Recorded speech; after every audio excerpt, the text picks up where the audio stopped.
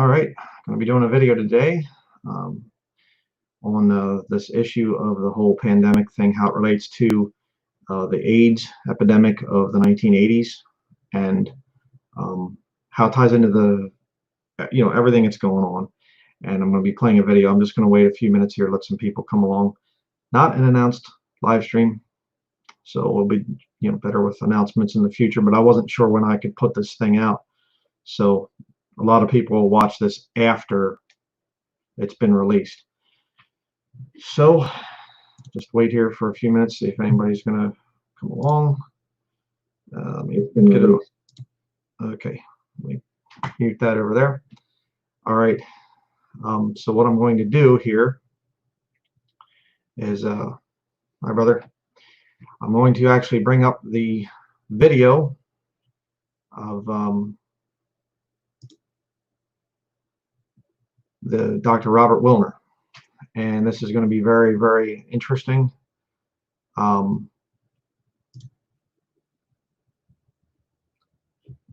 me see here. Hold on a second. Let me get this thing there. All right.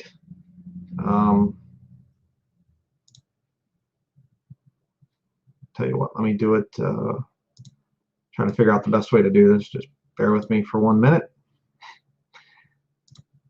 Okay. Share screen.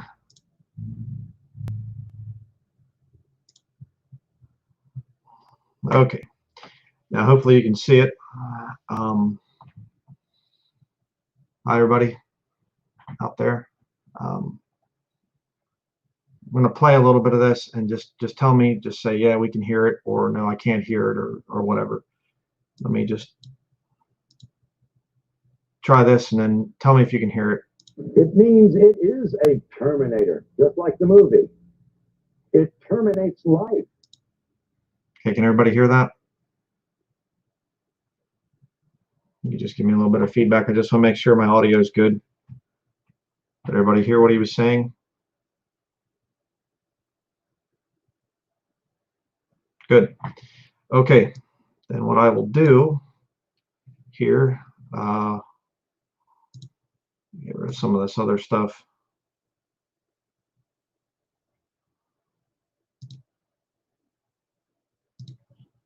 All right.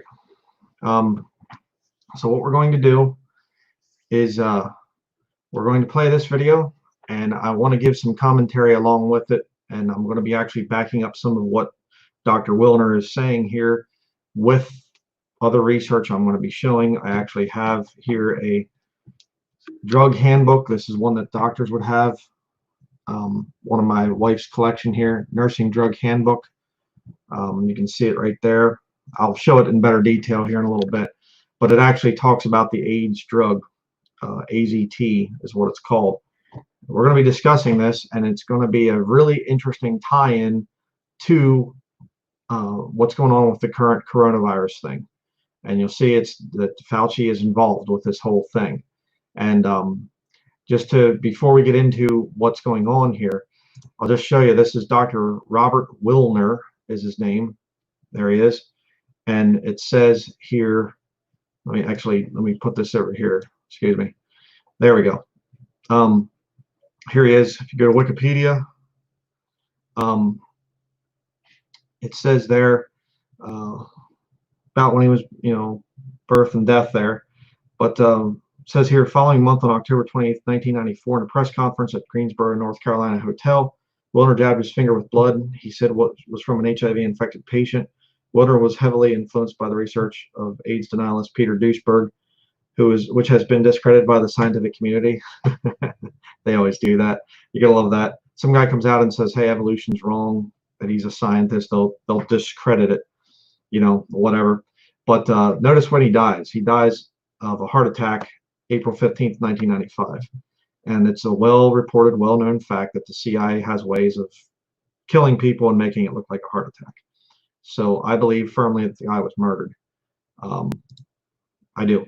And you say, well, why wouldn't the Lord protect him? Well, because you'll see he's lost in the video. He says some things about the Lord, which I will correct from the scriptures.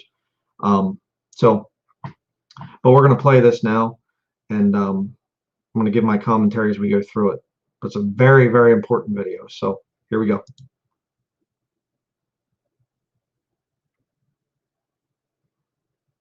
Just first point I want to make there, he is a medical doctor, doctor of philosophy, MD, PhD.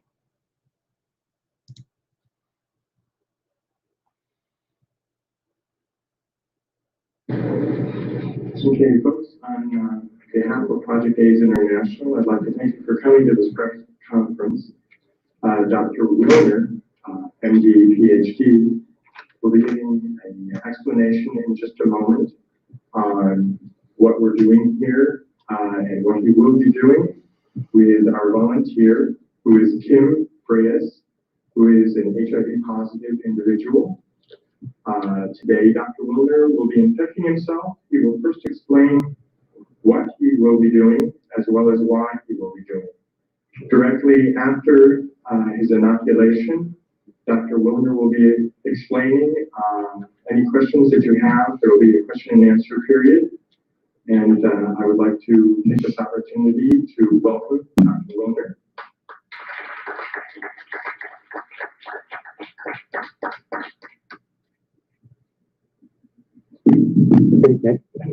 I don't know if you can hear me without the mic. You can hear. Okay. And because I've done this needle sticking several times already, I'm familiar with some of the things that are put into the press afterwards. And so I want to make a few things very clear before I even start. I have a certificate in sex education, and I taught for a couple of years at the University of Miami Medical School during Sex Education Week to the medical students. I want to make it perfectly clear that I support responsible sex. I call it responsible sex because it goes much further than the concept of safe sex. And I'm not so sure that I know what safe sex is. During this period of time in which especially young people of this country have been threatened with AIDS, a death-dealing disease supposedly, as a consequence of irresponsible sexual behavior, the incidence of venereal disease has climbed, and the incidence of births without benefit of marriage has also climbed, but not AIDS. Really very interesting. So this apparently does not have an effect on the sexual behavior of our young people. No, in other words, what he's saying there, he's just looking at this from a purely medical standpoint. Fornication is obviously wrong. It's condemned in scripture. That's sex outside of marriage. But he's looking at this thing and he's saying, you know, if AIDS is such a deadly thing, then there would be a rise in AIDS there among, you know, young people that are committing fornication, and it's not there. Other sexually transmitted diseases are climbing, but using scare tactics is not stopping the youth, you know, which I agree with completely. You don't use scare tactics, you use scripture, all right, showing that it's wrong from the Bible, all right? So, I mean, secular scare tactics, you know, obviously you tell somebody you're lost and going to hell, you know, ruining your life with fornication, well, that is a good scare tactic because it's a real one. But the phony science is not going to scare people. So, you know, kind of like the modern thing that's going on right now. But let's continue. And I never for once thought that ever would. It never has throughout history. There's only one thing that will affect sexual behavior, and that's understanding what the responsibilities of sex are. That number one, you're dealing with the feelings and emotions and the lives of another human being when you enter into a sexual contract. Number two, you can contract 6 venereal diseases. And number three, an unwanted pregnancy can occur amongst heterosexuals, at least. These are very serious and very important considerations. And the lack of consideration and responsibility in this area creates a cost in human suffering that's incalculable and the cost in monies that is incredible. So don't anyone out there say that I am for irresponsible sex. But I am against lying to our young people. I am against causing death and destruction through that lie. I am against telling a lie to the young people so that they continue in other behaviors which are truly causing AIDS. Now, you've got to ask yourself the reason that I'm here today. And it's been suggested that I'm here to sell a book called Deadly Deception. There's only Interesting, by the way, if you check into getting a copy of Deadly Deception, I think the cheapest one I saw anywhere was $495. There are certain books that the Jesuits do not like, Fauci being a Jesuit, of course, if you don't know that. But there's certain books that they don't like, and they basically buy them all up, and then you can't get a copy of it. And I've seen that with different books, and it's very hard to get some of these different, materials and whatever else. So yeah, his book, The Deadly Deception, is very, very hard to find. Very interesting. But see one of your comments here. Let me just stick that on screen real quick. AZT killed AIDS patients, similar language being used now. Fauci was in that hoax too. Yeah, that's what this video is about. We're going to be showing the proof of all that. Thank you for your comment. So we'll continue here. And it starts out kind of slow, but just stick with it, because some of the bombshells this man drops you're gonna learn a lot. I learned a lot from watching it, and I'm going to back up a lot of what he's saying with proof. So kind of add to what he's saying a little bit here, because it relates perfectly to this whole pandemic hoax that we're going through right now. But let's continue. only two ways that you can get the truth to people. By your own words out of your own mouth, and by putting them on paper. And that's the reason for the book. We're talking about probably the most horrible scandal and scam ever perpetrated, not only in the name of science, but in humanity and in all history. Today is December 7th. And I was 12 years old when the attack on Pearl Harbor came. And I remember World War II very well. And it's a very significant day today, because I see an incredible parallel between what is going on in the so-called AIDS epidemic and what happened in the years preceding and resulting in World War II. The great lie of Hitler. It's amazing. I think he would envy the job being done by members of the National Institutes of Health and even the media, especially in this country. I charge the media with part of the responsibility, and a very significant one, in a current Holocaust that can end up being worse than the one that occurred during World War II. How about that? I charge the media with the Holocaust that's going on. Yeah, kind of like the whole coronavirus thing. The governments of the world would have no control over the people if it wasn't for the media using propaganda to scare people. May the Lord Jesus Christ rebuke harshly all the members of the lying media that have destroyed people's lives. I pray for God's harsh judgment to be upon them. Mercy if they decide to get out of it, if they repent of it, anybody in the media, but you better do some serious repenting and get out of the thing and explain what you were part of if you want to be legitimate. Okay, but let's continue here. There's some really big information coming up. And by the way, let me just show you this. He's talking about this thing being a huge big scandal and whatever else. Let me just share this, worldometer.com. Here you have HIV infected people, 41,965,000. There's another one, 63. Nearly 42 million people diagnosed with HIV/AIDS. And that's going to be very significant to you when we get done with this video, because you're going to realize how big of a scam this whole thing is. You'll see it. But look at the deaths caused by HIV/AIDS this year, 941,351. And they're worried about coronavirus? 42 million people?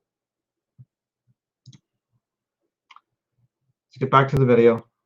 When it was first announced that Dr. Robert Gallo had found the virus that probably caused AIDS, that announcement was made with Margaret Heckler in 1984 to the press and to the media without one single scientific document appearing in any journal in the United States. And as we know now, without any proof whatsoever that the virus caused any disease. The media picked up on it for the sake of a story. And soon the virus that probably caused AIDS was now the virus that caused AIDS.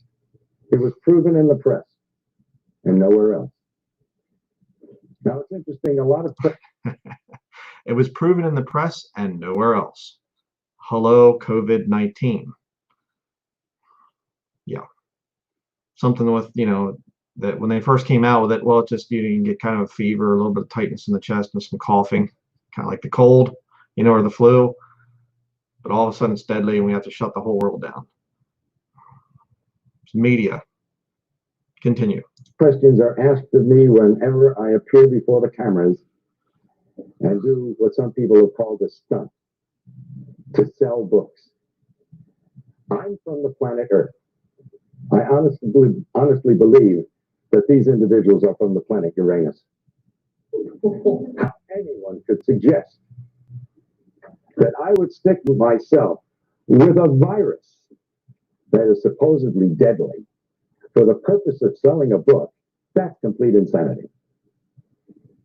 And I will put the lie to the individuals of the NIH, particularly Gallo and Fauci and Hazeltine and Essex, and the rest of these scoundrels of the worst order. Criminals guilty of genocide, without a doubt. I invite them to take me to court. I wish Burroughs Wellcome would take me to court because they have been putting out a killer drug knowingly. Okay, just name Fauci. Okay, Anthony Fauci is part of this. And you say, oh, this Robert, he said Gallo, Fauci, another couple of them. Here you have Gallo right here, Robert Gallo, the guy who supposedly founded the whole AIDS thing. This guy here, if you go down through, he went to Providence College. See it there? Private Catholic University. Catholic. Isn't that interesting? And then they had down here with the HIV/AIDS research thing. Look at this, 1989 at a conference sponsored by the Catholic Church. At Vatican City on HIV/AIDS. Gallo promised attendees that there would be an effective vaccine by 1992. Do we see how the game is played? We have a virus. Oh, it's a terrible virus. It's going to kill lots and lots of people. We have to have a vaccine. We have to get some kind of special vaccine. And you're going to hear about the quote-unquote cure for AIDS here coming up, AZT, which one of you commented about it. Right here it is. I have it in the drug handbook. Okay, let me just read it a while. Page 189, drug handbook. I'll try to hold this thing up. Ziduvudine, it sounds like voodoo. Ziduvudine, I guess is how you would say that. Azithromycin. Fancy. But you can see it right there. Tell you what, let me stop sharing here just for a minute. So you can see this thing. Come on, focus. There we go. Gotta get myself out of the picture. Okay, right there. And action nucleoside reverse transcriptase inhibitor that it inhibits replication of HIV by blocking DNA synthesis. It alters your DNA.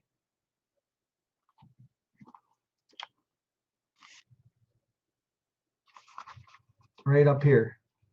You can see that. Come on, focus for me. Is that going to focus or not? My camera doesn't like to focus on words apparently. But it goes down through and it talks about different things. And, you know, adverse reactions, headaches, seizures, paresthesia, malaise, insomnia, asthenia, dizziness, somnolence. Healthy, you know. I mean, this is the guy I was talking about the other day in that live stream, that there are no side effects to drugs. They're known effects. Okay, right there. Where we have it there? Right here. Okay, the side effects. It does not want to focus. Don't know why that thing doesn't want to focus too good there. Okay, sorry, it's in there. I mean, if you can kind of make it out, it's kind of blurry, but this is the one that's really amazing though. Advise healthcare worker considering zidovudine prophylaxis after occupational exposure after needle stick injury, for example. Okay, in other words, you're putting it in somebody. You're injecting this, you know, AZT stuff into somebody, and you but mistakenly hit yourself. It says the drug's safety or efficacy hasn't yet been established. Okay, wait a second. 2002 Drug Handbook, AZT, its efficacy hasn't been established yet. They're using this stuff for 10, 20 years. We don't really know if it works yet. We know that it creates drug interactions. This is their source, okay? This isn't conspiracy stuff. This is what nurses are given, okay? Doctors, nurses have access to this stuff. Right there, we know what side effects happen, and if you're taking it with drug interactions, you can have interactions with other drugs. We know that. But as far as it working for patients, we don't really know. We have no idea. We do know that it blocks DNA synthesis, messes with your DNA. Their sources. You can call me crazy or whatever you want to call me. It doesn't matter. Their own sources say it's bad. It's toxic. Okay, and you know, it goes into different things. You know, dilute drug before administration. You'll hear that later on. Why they have to dilute this drug, this AZT stuff. It's essentially a form of chemotherapy. That's why you get on that stuff and it kills you. It's a slow kill weapon, right? And after watching this guy, I'm convinced that the big pharma thing is an inquisition. I've called it that for years, but you know, they're slow killing people. You saw it with if you saw the nurse at the Elmhurst Hospital, Erin, her name was, and they're putting people on ventilators and they're giving you all this sedative stuff and they're strapping them down and everything, and then they slow kill them. AZT is a slow kill weapon, essentially, and Fauci's part of it. And I'm going to show you again. I'm going to let Dr. Robert Willner talk about the thing of chemotherapy being used, that this AZT is a form of chemotherapy. It was toxic. It was pulled off the shelves years ago, and then they brought it back out as AIDS medicine. I'm going to let him tell you that, and then I'm going to actually show you a old video of Fauci speaking years ago when the whole AIDS thing was just coming out and everything, and he shows chemotherapy injections as part of the treatment. Him speaking. So we'll get back to it here.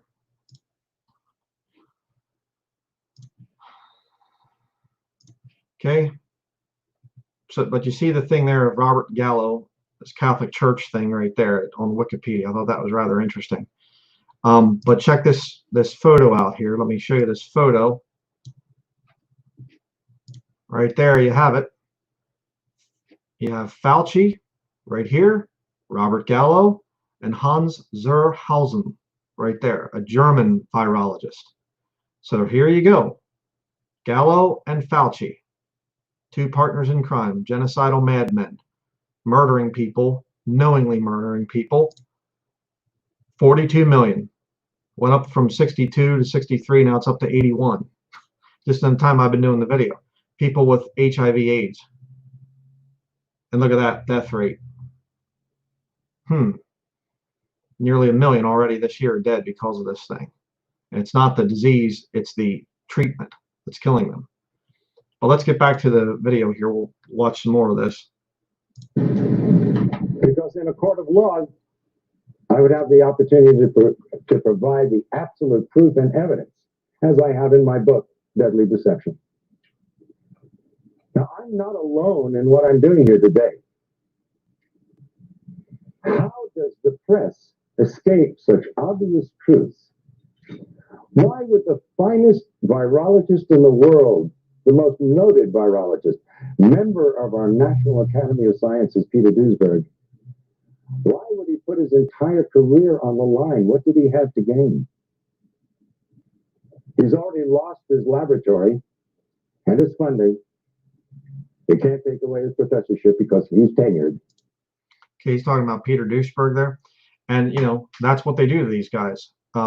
You know, if you watch the Expelled video with Ben Stein on the whole evolution thing being taught in universities, professor comes out and says, I don't believe in evolution. I've proved that there's intelligent design, at least. I'm not saying you have to believe in God or get saved or whatever, just intelligent design. And whoosh, they're fired. They'll pull their funding, they'll pull all kinds of stuff. Universities and government are funded by the very people that they're supposed to investigate. The old fox guarding the hen house trick, okay? We're going to give you the money. We are the pharmaceutical industry. We're going to give you the money to tell us if our drugs are safe. Make sure that you say they are, or else we'll just kind of pull away that funding a little bit. You know, it's industry funded research. It's kind of ridiculous when you think about it. But this Peter Duesberg comes out, and you saw in Rational Wiki, or not Rational Wiki, I always want to say that because they attack me, so you know. But on Wikipedia, they said that Peter Duesberg has been discredited, you know, by the scientific community. Yeah, in other words, those who go along with it.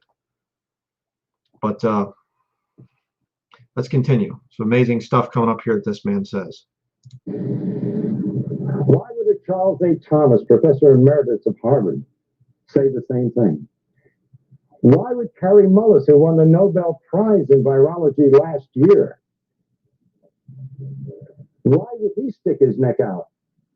What did he have to gain? These are the questions reporters should be asking. And in order to sell a book, I would inoculate myself with a virus that supposedly is deadly. You ever think that maybe we all know something that you just don't get? That if you take the virus out of the equation, you have a perfectly understandable disease with a perfectly understandable answer. And I might remind you, in case you are not aware of it, and if you haven't read my book, that we have known what causes acquired immune deficiency diseases for at least 70 years. It's in the medical textbooks. It's there for you to read. Number one cause on the face of this earth is malnutrition and starvation. Did you get that? The number one cause of HIV/AIDS is malnutrition and starvation. I wonder what they're trying to do with the whole COVID-19 thing. You can't go to work, so you lose your job. Then eventually you can't buy groceries because you have all your other payments and everything else. See? Malnutrition, starvation, immune system drops. You see? Acquired immunodeficiency syndrome. Think about what they're telling people here. Oh, this person has malnutrition. Oh, look how bad it is in Africa. You're going to hear him say this here in a little bit. It's real bad in Africa. Oh, there's so many people dying of AIDS. They're dying of starvation. They're dying of malnutrition. Doesn't mean they have AIDS. But see, by having this AIDS thing, then they can control people through fear. They can say, we need a vaccine. We need more funding. We need more money. And Fauci is getting filthy, stinking rich off of this stuff.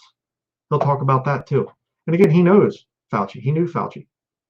So don't say, well, he's just some conspiracy guy. This guy is a full-on medical doctor, believed the AIDS propaganda early on, doing all that stuff. We'll keep watching. You'll see what I'm saying. That's Africa. Look to the headlines of the October 3rd issue of the London Times, Sunday Times last year. and inside headlines that screamed across 2 pages, the plague that never was. Speak to Philip and Evelyn Kryman, who head part-tage with an organization of 250 people, their own hospital, their own doctors, their own laboratories, who have lived in the heart of the epidemic, supposedly, or the supposed epidemic, for 5 years. There is no epidemic. It doesn't exist. Amen. There is no epidemic. There is no pandemic right now with the coronavirus thing. It doesn't exist. It's a very harmless virus, this coronavirus thing, if it is even real. It's very, very harmless. Like I said, if it's even real. And people that are dying from it, either they're faking it, they're saying they died of complications of coronavirus. Some guy drops dead of a heart attack and they do a little test. Oh, he had coronavirus, so he died of complications of coronavirus. The coronavirus caused the heart attack. You know, you get in a car accident or something, oh, coronavirus did it. Write them down, another statistic, and they're faking the numbers and everything else. So let's continue. They are there. They're not some character who goes through from the World Health Organization and says, oh, I've seen the people dying. Of course you have. We all saw them on television in Somalia. What do you think you were looking at? That was AIDS. Due to starvation, due to malnutrition. It's no big secret what's causing AIDS. We've known it for 70 years. Number 2 is drugs. And don't just think of street drugs. Because the number 1 cause of AIDS today is actually 2 medical drugs. AZT, a drug that was discovered in the 60s as a chemotherapeutic drug for cancer and was shelved because it was too toxic to treat cancer. A drug worse than cancer. A drug worse than cancer. Chemotherapy. What is chemotherapy? Well, if you look at World War I, mustard gas is basically what is now used for chemotherapy. You know, I don't remember the chemical name and all the other stuff, but you can check it out. They're using poison with the concept of if the poison kills the cancer before it kills the person, then we're successful. If it kills the person, oh, oops, sorry about that. I literally had an uncle that had cancer, and he died of the chemotherapy. You know, and how many more people are like that? All right. But you just heard him say about the chemotherapy thing, you know. So let's go here now. We're going to watch a little bit of actual Anthony Fauci. This was 1984 at the National Institutes of Health. You can see it right there. Dr. Anthony Fauci. Okay. And this was posted, by the way, July 26, 2019. And this is the NIH's YouTube channel. Again, this is their sources. We're going to original sources. I showed you this earlier. Now we're going to go to the NIH's YouTube channel. I have more subscribers than them. Oh, that's interesting. But check this out. This is Fauci speaking. Many years ago, 1984. Watch this. With bone marrow transplants and lymphocyte transfusion. It did not work. Why didn't it work? It did not work because the virus was still in the individual. Immunological enhancement. We're now trying factors that are made by the lymphocytes, giving them to individuals for a number of reasons. Okay, immunological enhancements or whatever he said there. Or you could just tell people to get their health in order. You know, let's synthetically make people's immune system better. Let's use chemicals, because see, we can make money at that. If I tell you just to start eating better, get your health in check, get exercise, get better sleep, you know, I don't know, read the Bible, you know, start praying. Oh, well, then all of a sudden the people aren't going to get sick as much. Well, you can't do that. Let's use some petrochemicals to try and help people's immune systems so that they don't get the autoimmune deficiency syndrome. Think about what's being said here, but let's keep watching. To try and boost up their immune response, to perhaps curtail the virus in a way that we don't think will completely eliminate it, but curtail it enough so that when we develop, we're not going to eliminate it, we're just going to curtail it. What? Look at this giant remote in his hand too. It's so funny, 1980s technology here. You gotta love this. It's this gigantic remote, for his PowerPoint presentation. Look at this. an agent that has specific activity against the virus, namely something that can kill the HTLV3, then we can combine that with these reconstitution experiments, which will hopefully no longer be experiments, but will be common practice. And those two things together might then rid individuals who are already infected with the virus by a combination of killing the virus and reconstituting the immune response. And you do it all with chemicals. Right, yeah, sure. And finally, as you, I'm sure, have read in the papers, given the fact that we now have the virus in our hands, it is quite possible, in fact, it's invariable, that we will develop a vaccine for AIDS. Uh-oh. Chemotherapy directed against HTLV3 virus. So what Dr. Robert Willner said, that they're using chemotherapy, a chemotherapy drug, AZT. They're using this thing. It messes with your DNA, according to the Nurse's Drug Handbook. Okay, and they said after all these years, this is 1984, and they're saying after all these years that the drug's safety or efficacy hasn't yet been established. Right there, page 191, Nurse's Drug Handbook. But right there it is. Now that we have the virus in our hands, now we know that we can use chemotherapy, drugs. Chemotherapy kills people. Okay, and there you saw it. This is National Institute of Health's YouTube channel with Fauci. So don't give me this thing of, oh, well, you're just, coming up with conspiracy theory stuff, and all these conspiracy theorists are coming out against the coronavirus thing. And again, see the same language. It's the same exact language. There's a virus, and we're going to work on that vaccine, buddy. I'll tell you what. Why? Oh, because my Bible says, for the love of money is the root of all evil. 1 Timothy chapter 6, verse 10. That's why. These guys want to make a lot of money. They want their fame and fortune, and they'll do it through the medical inquisition, murdering people to get their money. You see, because, hey, you come up with any kind of a thing out there, movies, cars, houses, clothing, whatever. Well, not everybody's going to be interested in that. You can't fearmonger people into getting that. But disease, oh boy, some deadly infectious disease, hey, you can scare the whole world's population into shutting down their economies, destroying themselves, and begging you for the vaccine. Please give us the vaccine. Because the disease that we should stay home from and get better at home, it's so deadly that we need a vaccine. Let's continue with the Robert Willner thing. To use to treat people who are immunosuppressed. Now let's go back to the other causes of AIDS. So it's not only street drugs, but medical drugs, but now 3 is radiation. What do they worry about at Chernobyl and Nagasaki and Hiroshima? But number 4 is chemotherapy. Number 4. The number 4 cause of death of acquired immune deficiency diseases. Chemotherapy. And the most toxic chemotherapeutic drug of all times, AZT, is what they're now using to treat AIDS. And the Concord study completed last year. Now, can you imagine saying to the world, where was the press? Where are you people?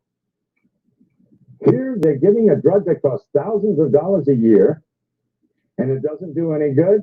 That's if you want to believe that. But did anybody here bother to look at the insert, the paper that comes with the drug?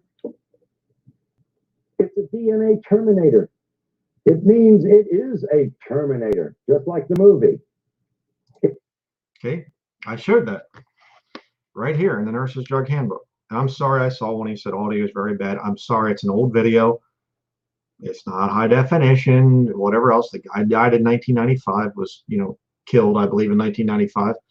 But it says right in here that it changes DNA. Get my page here again.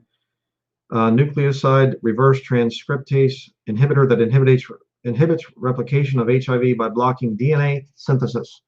Right there, Nurse's Drug Handbook. So, yeah, what he's saying, absolutely.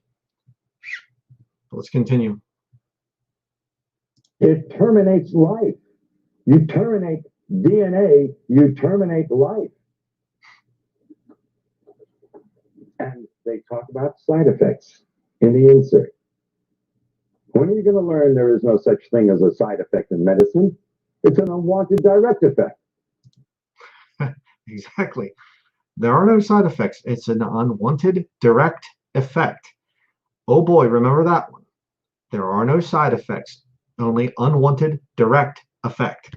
All the drugs that are listed in this thing, every single one of them, they list all the side effects, They know that these things are toxic. They understand it. Every doctor out there should be sued for malpractice. They're killing their patients, knowingly killing their patients. They don't know it. Let's continue. And you know what one of the unwanted direct effects of AZT is? Lymphoma, cancer, one of the diseases of AIDS, as they call it. Oh, another so-called side effect, which is really an unwanted direct effect, pancytopenia. You need a definition? Pancytopenia. Pan, all, cyto, cells, penia, loss of all your cells. That's AIDS. That is the definition of AIDS. So AZT, by definition, by their own drug insert, causes AIDS, and nobody survives AZT. That will eventually lead to your death. And they've cut the dosage way down because it was killing them too fast. It's like giving somebody a large dose of strychnine and they die within 5 minutes. And so the next person, you give them a few drops of it and they last 4 or 5 days, and you say, strychnine's a wonderful drug. Yeah, they have to cut it way down. Oh, he's crazy. He doesn't know anything. Really? As I said earlier, patient teaching, IV administration. Dilute drug before administration. Page 191, Nurse's Handbook, right there. Dilute drug before administration. What he just said. Let's continue. This person lasts 5 times longer. This is the kind of thing that they present to the world. Now, I have offered for over a year now, and I continue to offer it, $100,000 to anyone who'll give me one scientific document that proves that HIV causes any serious disease. It doesn't. It is a scandal and a scam beyond belief. The virologists who are responsible for this, what do they have to gain? Now, I don't know what Duisberg had to gain, or Charles A. Thomas, or Kary Mullis. He already got his Nobel Prize. Why did he come out and say it? And he's the one that found the test.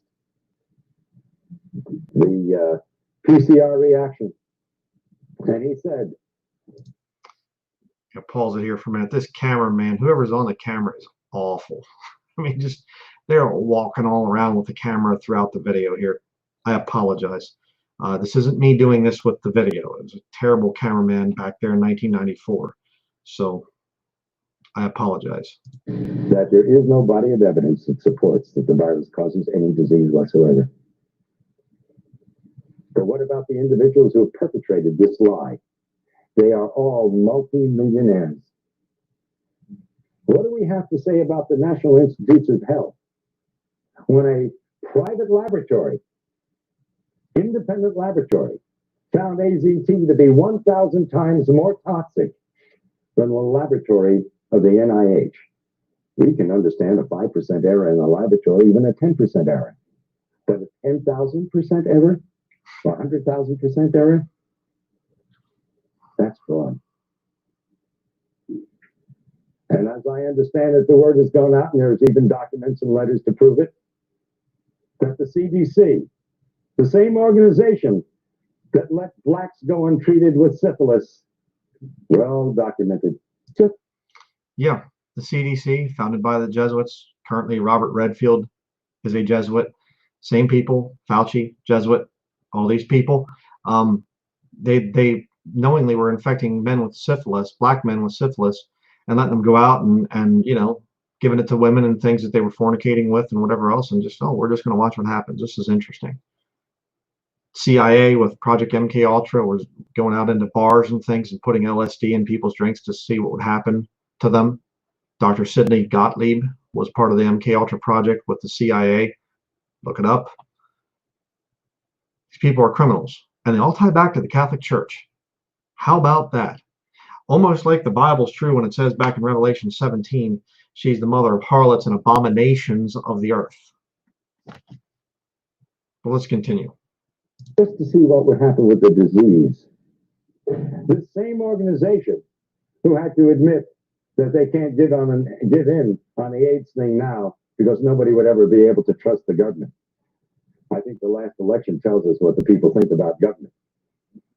But science is acting no differently than politicians do. And now we have disease by politics. Isn't it strange that the same day or the day after Robert Gallo filed for a test for HIV after it was announced?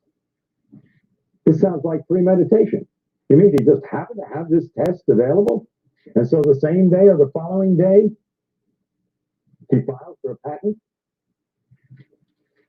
He had a test. He was simply looking for some kind of a disease he wanted to apply it to. So he patents a test for HIV AIDS and then later discovers HIV and AIDS. Huh. All right. If you don't remember, Robert Gallo, right there is the man's face. I'm assuming he's still alive, unfortunately. And there he is, Gallo with Fauci. These guys are all tied in.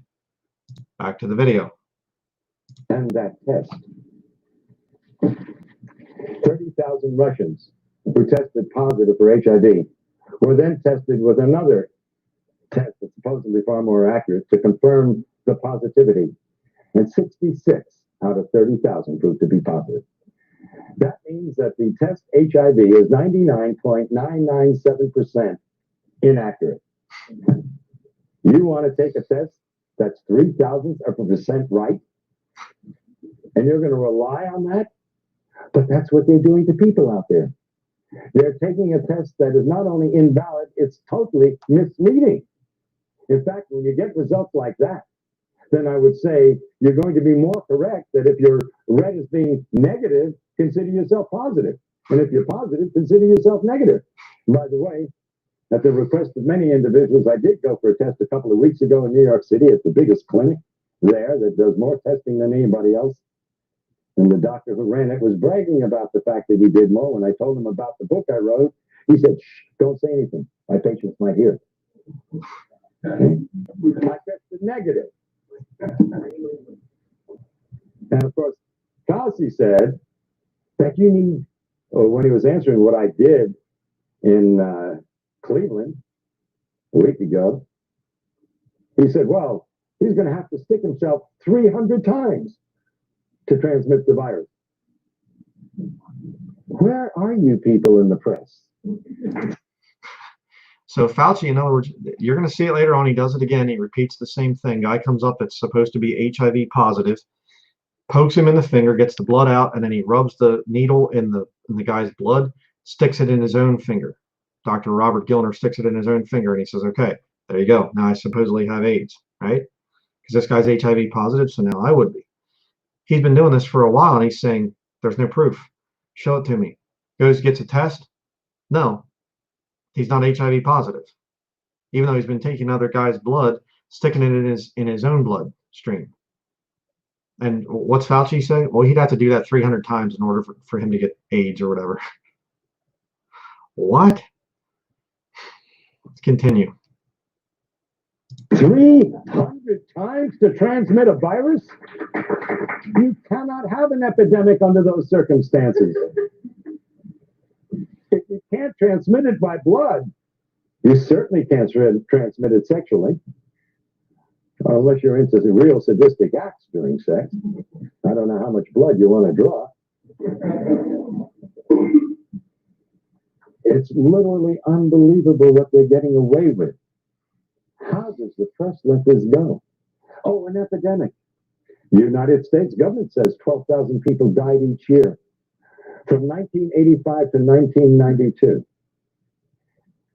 Now, a child in public school will tell you an epidemic starts out in 1 year. You got everybody's involved. That's where they would put it. 12,000 a year for 7 years in a row? That's not epidemic. By definition, it's endemic. And you would expect in 7 years, considering it spread sexually, that you'd have probably 15 to 20 million. We're a pretty active country when it comes to sex.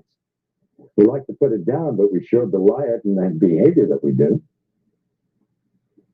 Oh, an epidemic, really. In Russia, 105 deaths from AIDS since 1987. In Philippines, 80 deaths since 1984. Epidemics? See, it's the same thing. Same thing that they're doing now. There's so many countries, very few people are dying of the coronavirus thing, but it's a pandemic. Oh no, what are we going to do? They're trying to make it a fear thing, to raise up a fear of the people so they can create a vaccine and cause a lot of people, to take the vaccine. I mean, if they could vaccinate everybody on Earth, $7 billion plus dollars, if it's only $1 per vaccine. And it would be more than that. So they're looking at huge money here. But money is the root of all evil. Continue. There is no epidemic. But who has to gain from this? Dr. Duesberg?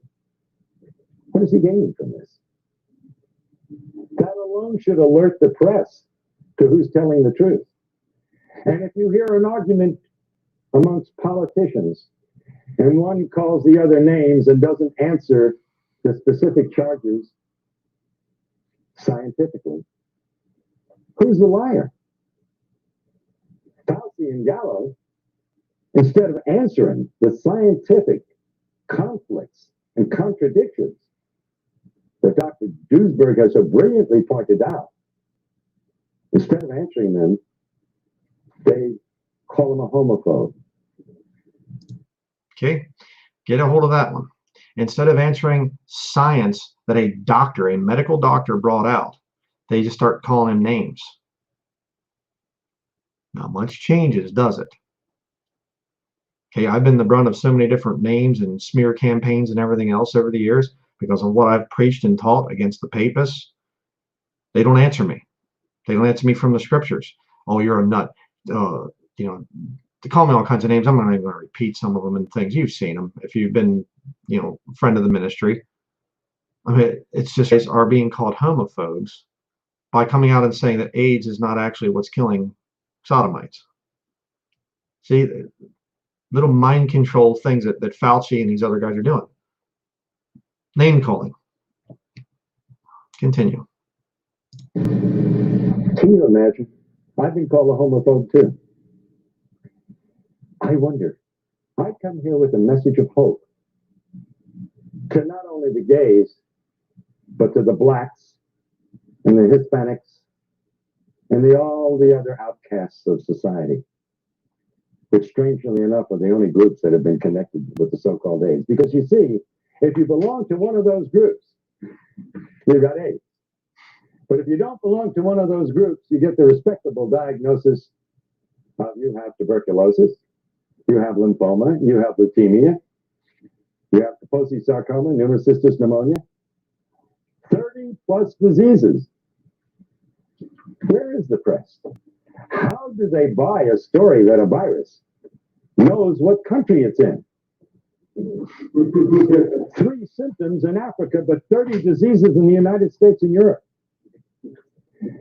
How do they buy the story that a virus has prejudices? It prefers men over women 9-1 in the United States and Europe, but men and women equally in Africa. You know, again, kind of funny what he's saying here. It's compared to the modern coronavirus thing. You know, the coronavirus is really bad in certain cities and not there at all in others. Wow, magical. Yeah, some countries it's there and some countries it's not. It can come into some countries and only a few people die. Others, it's tens of thousands dying. Okay, so I guess the coronavirus prefers, you know, to kill Italians because there's Italians, you know, in Italy that died a lot, and then there's Italians in New York, so they got killed a lot too, you know. So, but other people in other states and other cities and things didn't die quite as much. Yeah, continuing.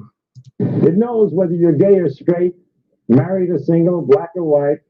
It should be hired by the immigration department because it does one heck of a job. This is what they've been feeding to the public, and this is what you and the press have published.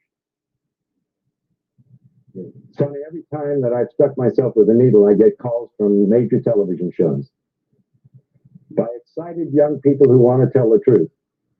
And then I get a call 3 days later telling me that it's been nixed at a higher level. That's no surprise. After all, okay, pre-internet here, basically. I mean, essentially, you know, internet was very, very young in its infancy back there, and infancy back in 1994. But you know, it wants to go to the media and everything else and get the truth out there, and any, you know, the higher ups say no, squash that story. Yeah, you know, just change the algorithms today and squash the story through Google and whatever. Yeah, censoring. Not much changes. who am I fighting?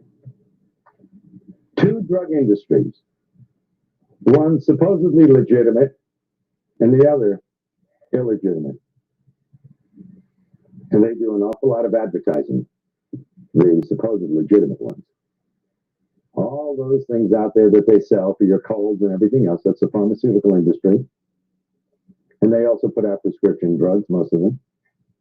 And they pull the purse strings. And so we have a better propaganda machine in the United States than Hitler had in his time. Amen. What I've been preaching for a long time. Big Pharma. Exactly. See it over there in the comments. Yeah. Big Pharma. They control it. You see the you know, the advertisements on TV. Get Protolax. You know, Protolax will help you. And then everybody's smiling, running, and pushing their grandchildren on swings, you know, and at the end, Protolax might cause death, and, you know, suicide and headaches and vomiting and nausea and upset stomach and, you know. Okay. Crazy. May the wrath of God fall on Big Pharma and the media that pushes it and the government that are the stooges of them.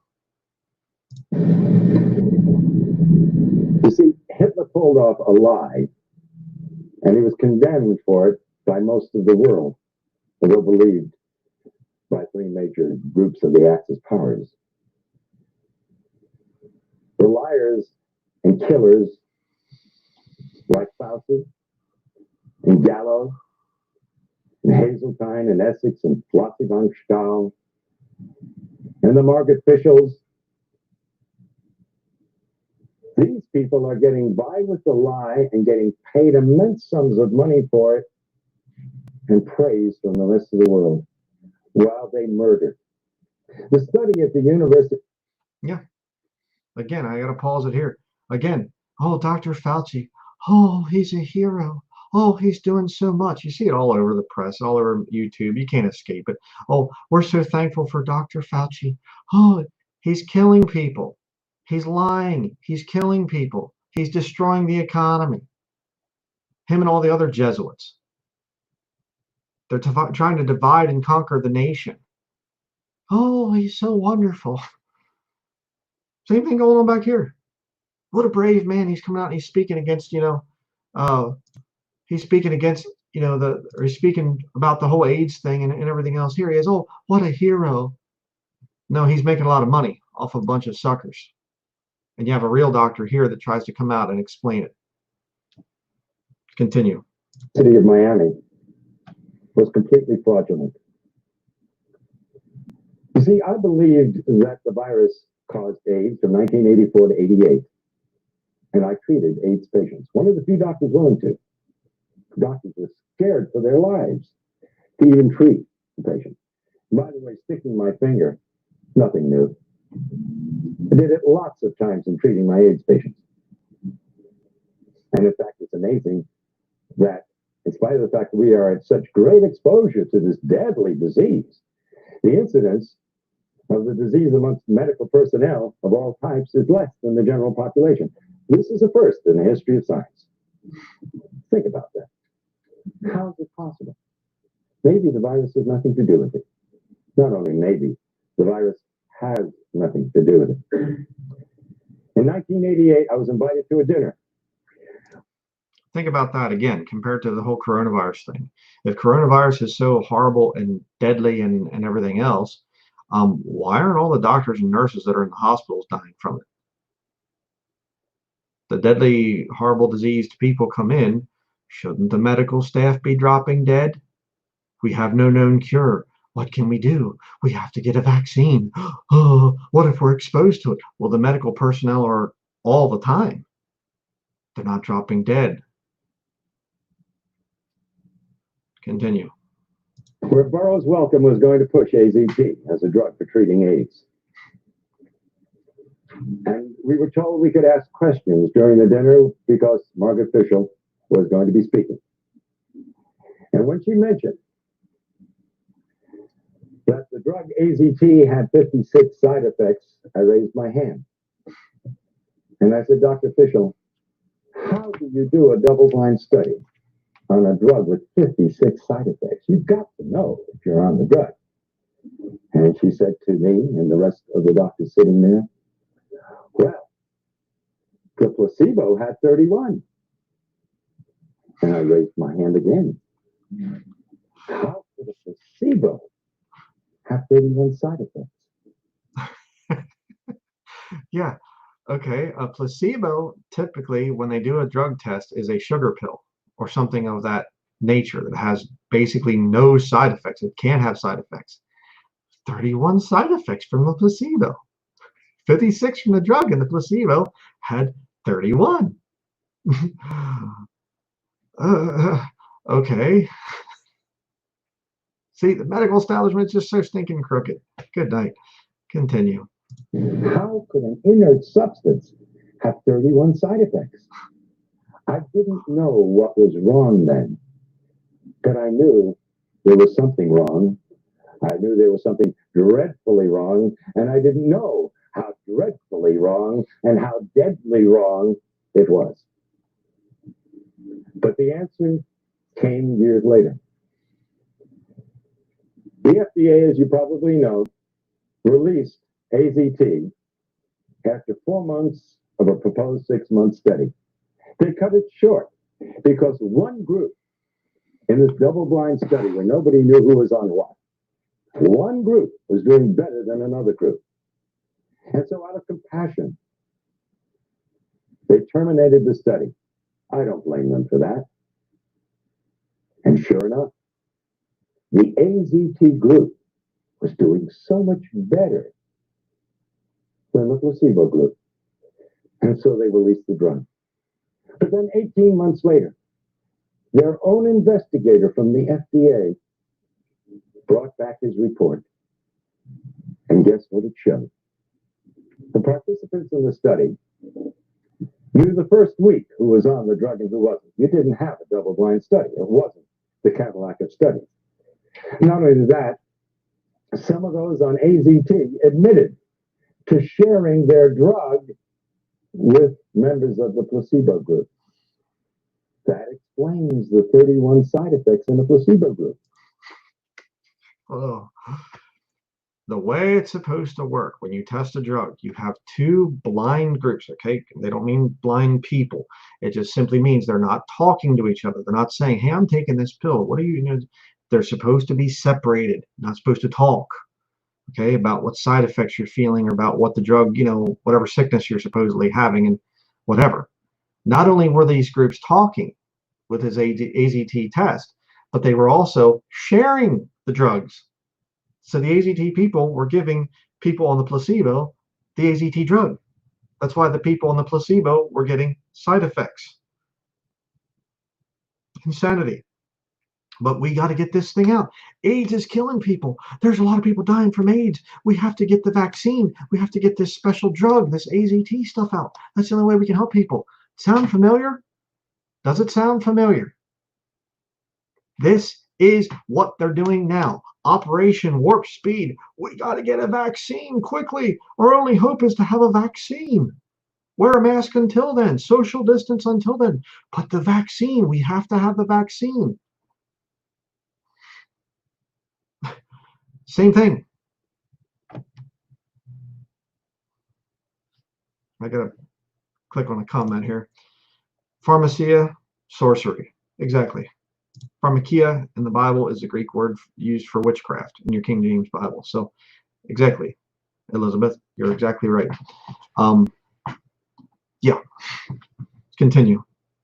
Some of them are taking AZT. Side effects. Drugs. And by the way, that makes it a complete washout as a scientific study. Right then and there, the drug should have been discontinued, called back. But then came the kicker in this report.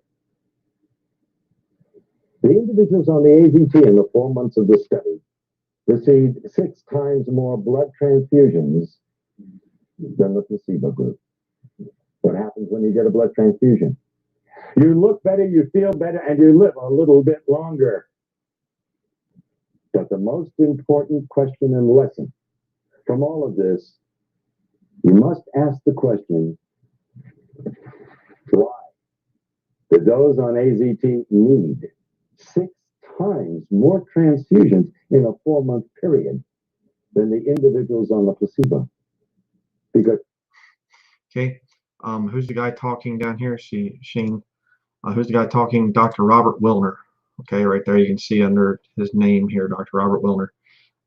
He was there with Fauci and Gallo and the whole AIDS thing and whatever else when it all came out, and it's comparing that time to today. But again, this whole thing of showing the scam of this whole deal. So let's continue. And excuse me, I was just trying to think what was it he was saying. They're having to give blood transfusions to the people that are in this FDA study to see if the AZT is safe. AZT is the drug, okay, that they have for AIDS. So they're giving them blood transfusions. And, oh, look, they're doing better. They're healthy. Let's just give them more blood. Also, that they're because they're dying so quickly. Give them more blood, and whatever. They totally skewed the study to make this chemotherapy drug, this radiation cancer causing AZT look like it's good. What are they doing today with the modern vaccine thing that they're trying to get there for the coronavirus? Warp speed. We got to get this thing done. We got it. No time for safety tests. No time for checking things. We have to get this drug out there. People are dying of coronavirus. Oh, we got to get the drug. Hurry, we got to get the vaccine. Hurry, See? You see? Continue. because you're dealing with a killer drug, and you need those blood transfusions to survive. And coincidentally, they made you look a little bit better and healthier than the other group. And then after I go through all this, invariably someone's going to ask the question, so what really causes AIDS? And I have to say it 10 times or 20 times in my book, and I'm going to say it again now. We have known for 70 years why the other individuals in the study died. The number one cause is malnutrition and starvation. Well, to an extent, that was true of some of these individuals, but only true because of the second reason. The number two cause is drugs. You recall, you fellows and gals in the press, a couple of weeks ago, you reported in your newspapers that we were killing off our senior citizens with too many drugs. And how do you cure them? You get them off the drugs. And how were these people? Medical doctors saying this stuff, folks. I come out and I say, get off your drugs. Natural health, superfoods, herbal cures, just nutrition, proper rest, exercise, get away from television, pray, read your Bible, getting older people off of drugs. And I get people saying, how dare you? You're trying to take people off their medication. That's life-saving. They need that medication. You're the murderer if you're trying to keep older people on drugs. You're the sick individual, not me. My words are backed up by a medical doctor right there, a real one that came out against the system that he was part of. Dying of so-called AIDS from the number 2 cause, drugs, both medical and street drugs. But one in particular that stood out and has been linked by 24 scientific papers with Kaposi sarcoma, and that's poppers or amyl nitrite. It's very rare that you see a case of Kaposi sarcoma in Africa because they don't use poppers. And this is the first disease, human disease, we can't give to a simian monkey. And I'm talking about legitimate diseases. Because you see, the virologists have been coming up with more diseases than you can imagine. And haven't you bothered to notice most of them never pan out? They disappear from the headlines and they're never heard of again because they weren't diseases really in the first place. Like SMON, a disease in Japan. For 15 years, they pursued viruses. What did it turn out to be? Enteroviroform, a drug for diarrhea that they were using over there. Amazing, isn't it? So if you didn't get what he just said there, it was a drug for diarrhea that was causing this horrible, deadly disease. And they stopped using the drug, and all of a sudden the disease went away. Oh, wow. Oh, brother. Continuing here. And, for those of you just joining, go back when this thing is done and watch the whole thing. It's so important. It's extremely important because it backs up everything I'm saying from a medical doctor. Yeah. Continue. And they spent 15 years and lots of millions of dollars. But guess what our virologists have done?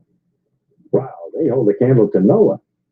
For 20 years in Nixon's war on cancer, they spent over $20 billion looking for a virus that caused cancer. $20 billion spent by the medical goons looking for a virus that caused cancer. Oh boy. You see? Oh, the cancer, originally I think it's caused by a virus. Oh, okay, now we'll just change our story. $20 billion spent. Continue. And they came up empty-handed. They not only couldn't find a retrovirus, which was the ideal choice because it doesn't kill cells, and it's multiplied by the cells, which is what cancer cells do, but they never found any disease that it caused. But guess what they chose for the scam of AIDS? A retrovirus. Already $20 billion in 20 years, we found nothing that it does. And we also found that absolutely it doesn't kill cells, because if it did, it would commit suicide. It needs the cell in order to replicate, to be alive. So the epidemic would be over before it began. It's impossible. But this is the virus. They just spent another $20 billion in only 10 years' time. And they're asking for more. And now they want to give us a vaccine. See? 1994 with the whole AIDS, epidemic thing. Nothing changes. People forget things. You don't learn from history. It's the same propaganda, the same thing over and over again here. Continue. Oh, will they make money with that? They not only have a test for HIV, which, by the way, is not for the virus, it's for immunity. Like they say, it's the first disease in the history of medicine. When you're immune to it, you're going to die from it. But But now they want to give us a vaccine. To test HIV, test for antibodies, not for the virus. Well, antibodies is what you get when you use a vaccine. You want to produce antibodies to fight the disease. I'm at a loss to understand. If we already have the antibodies, why do we want to create the antibodies? Kind of redundant, isn't it? Oh, by the way, if you take these very same antibodies and you put them in Gallo's culture in his laboratory, you just ruined his multi-million-dollar culture that he's making a fortune out of. Because you see, these antibodies destroy the culture. Does the press bother reading? Do they understand the English language? And yet you want to condemn me and say that I'm out for publicity? Well, what is it that Peter Duesberg is out for? He held the reputation, and still amongst honest scientists, as being the foremost virologist in the world.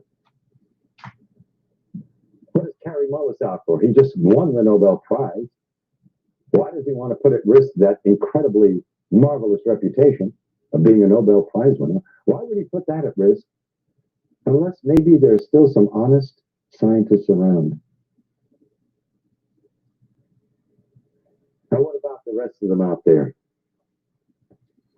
You know, I often ask myself the question, if my children were still in school and I had house payments to make and I had to put them through school, etc., would I be doing what I'm doing today? I don't think I've ever answered the question because I'm kind of afraid of what I might answer if I was going to answer honestly. And he who's without sin shouldn't be casting any stones. So I won't cast the stones at the thousands and thousands and thousands of virologists out there who are going along with this scam. Because you see, they would be out of jobs if they dared criticize Margaret Heckler. Or They'd be without jobs if they dared to criticize the medical establishment that they work for. Yeah, continue. Heads of the NIH. They'd be out of jobs, and they'd have families that they have to support, and futures that would be down the drain. You don't cross the establishment. And so the lie is being perpetuated by the silence. Let that be a challenge to you, brethren. The lie is being perpetuated by the silence. Silence is consent. Even the most shy of us and whatever else, those of us who have a hard time speaking to people, you have to say something. Do something to fight this evil. Don't let the lies be perpetuated because we're all silent. We're supposed to be speaking up against it before anybody else. Challenging. And even Gallo would say to the press in answer to the question, what does he have to say about Duesberg's challenges? And he says, well, if we're wrong, why do so many people believe us? I mean, I could just see Hitler and his stormtroopers saying to the press, if we're wrong, why does everybody do what we tell them to do? Because they're running the show, and you're looking at not just a simple lie of science. In the back of my book, I have the picture of Pedro Tocino of Spain, father of 2 young girls, a hemophiliac. Nothing wrong with the man. But because he received so-called tainted blood, they had him on AZT. I stuck myself to get that man off AZT. I said, if I stick myself with your blood, will it convince you there's nothing to worry about? Pedro Tocino, now over a year later, is very healthy, having a wonderful life, enjoying his 2 young daughters. But all. Okay. Precisely. If you are on pharmaceutical drugs of any kind, get off of them. If you're on some kind of anti-psychotic type of thing or whatever else, I forget what they call that. You know, some of the drugs are a little bit more dangerous. You have to kind of taper off of them slower. I get that. I understand. There's certain drugs you can just quit, boom, and you're done and walk away. Other ones, you got to be a little bit more careful, taper off of those drugs. But for goodness sake, Take the time to research what drugs you are on and how to get off of them.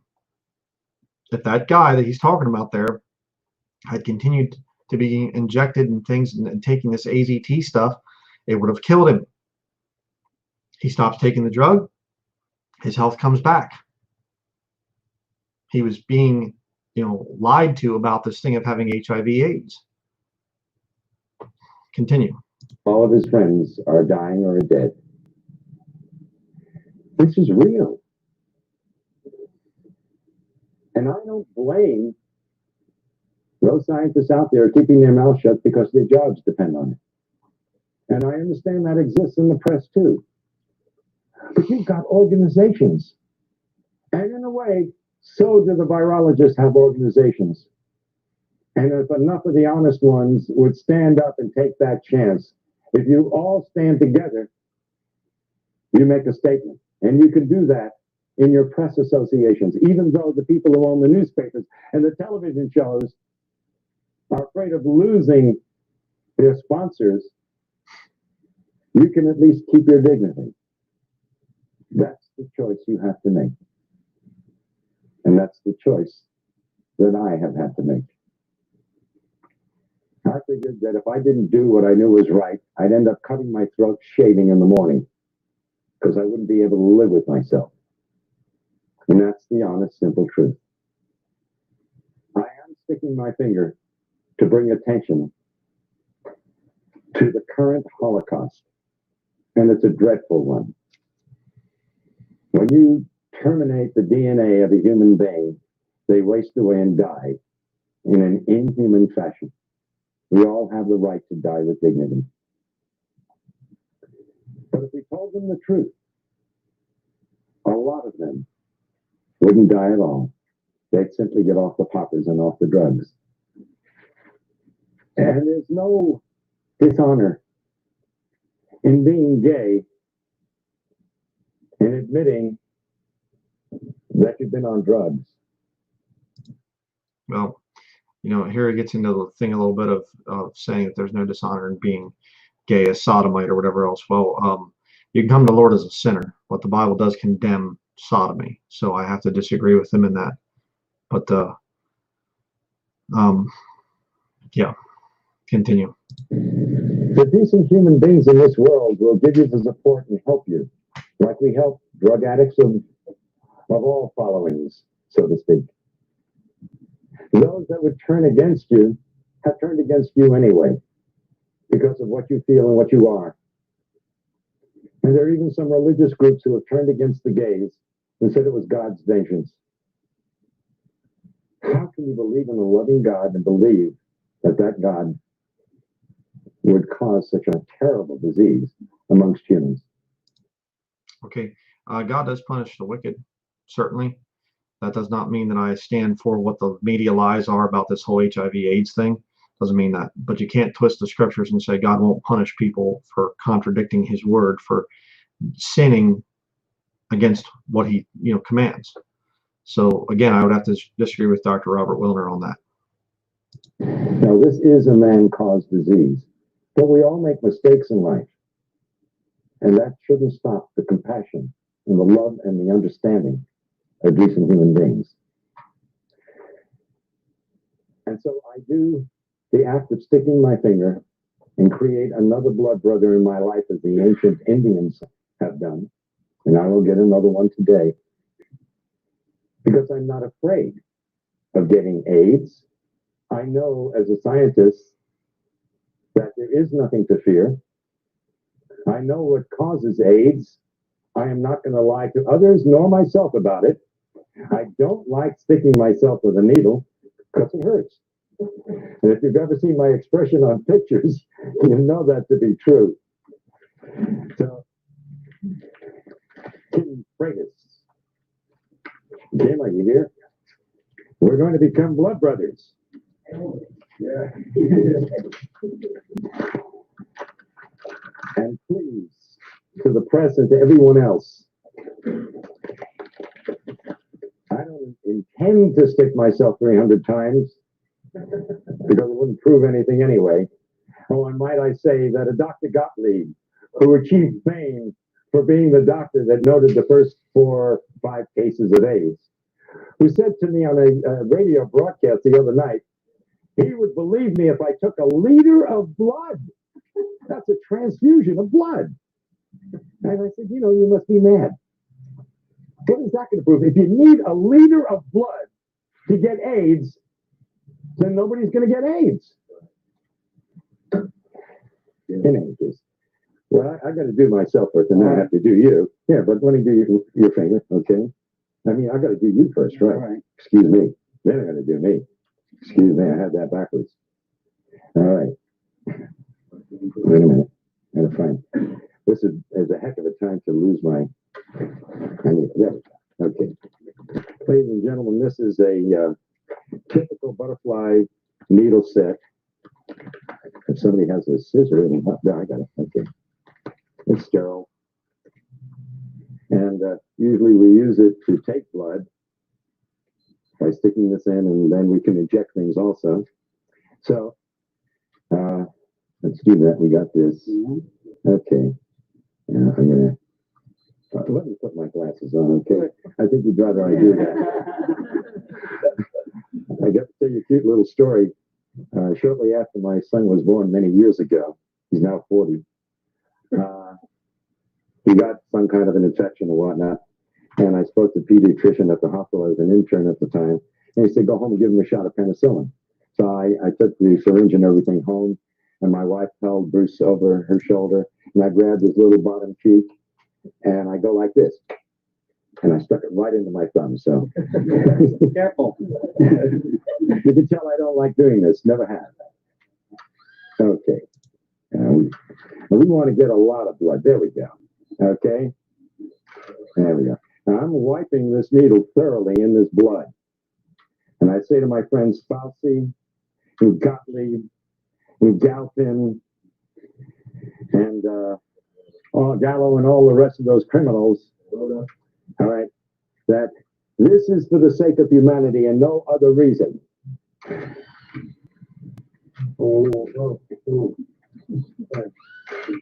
And believe me, it hurts.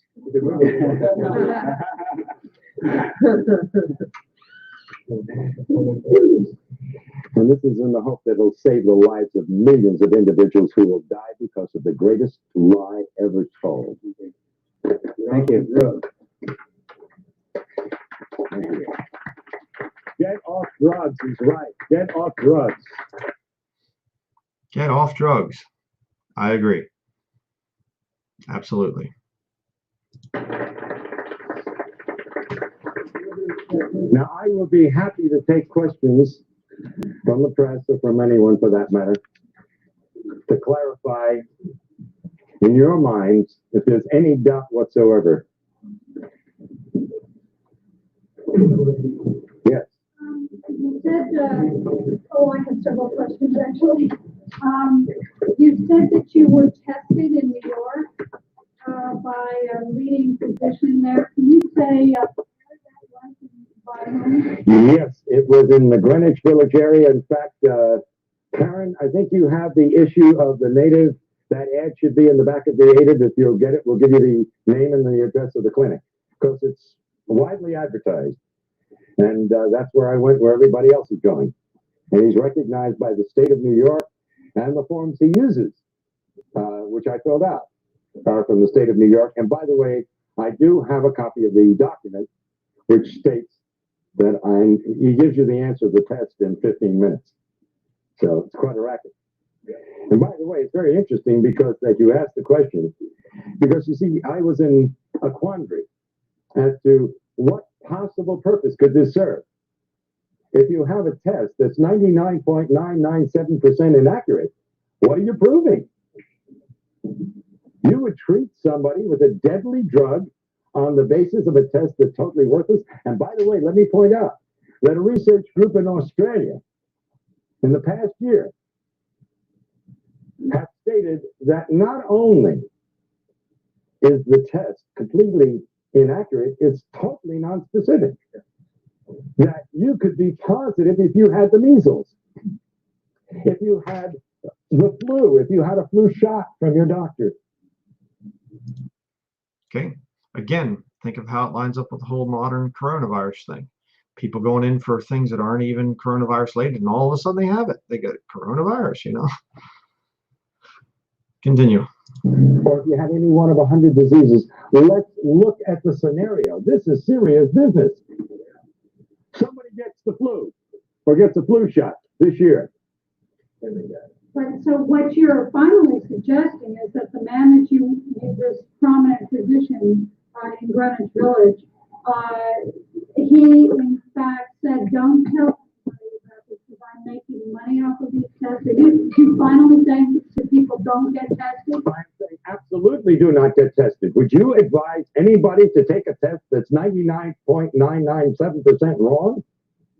And you're saying that That's insanity. And by the way, when I said to this physician, when he asked me why I was there, and I told him I was a doctor, I said, because I'm in a heavy risk group. He said, aren't we all? And laughed about it. Because everybody knows that the medical profession sticks itself all the times, and the only individuals who are going to die of AIDS who are part of the medical profession in any way, shape, or form are those who are taking AZT or other drugs. You said that AIDS is not an epidemic, it's an endemic circumstance of a variety of factors, including malnutrition and drug use.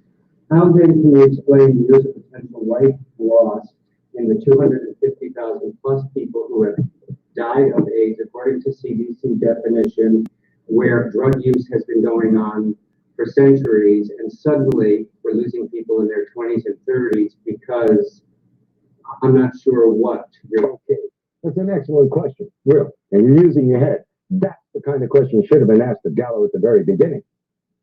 And by the way, you said 20s and 30s. Our healthiest people. Isn't it strange? You got a disease, the first disease in the history of mankind, that affects our healthiest. But what happened in the 60s? The drug culture began. What happened in the 70s? It heated up. At the end of the 70s, the gays came out of the closet and became an identifiable group. Now, I'll ask you, in a sense of redundant question, but I think it'll get the point across. I'm going to name 5 of 30 diseases. Tuberculosis, a new disease.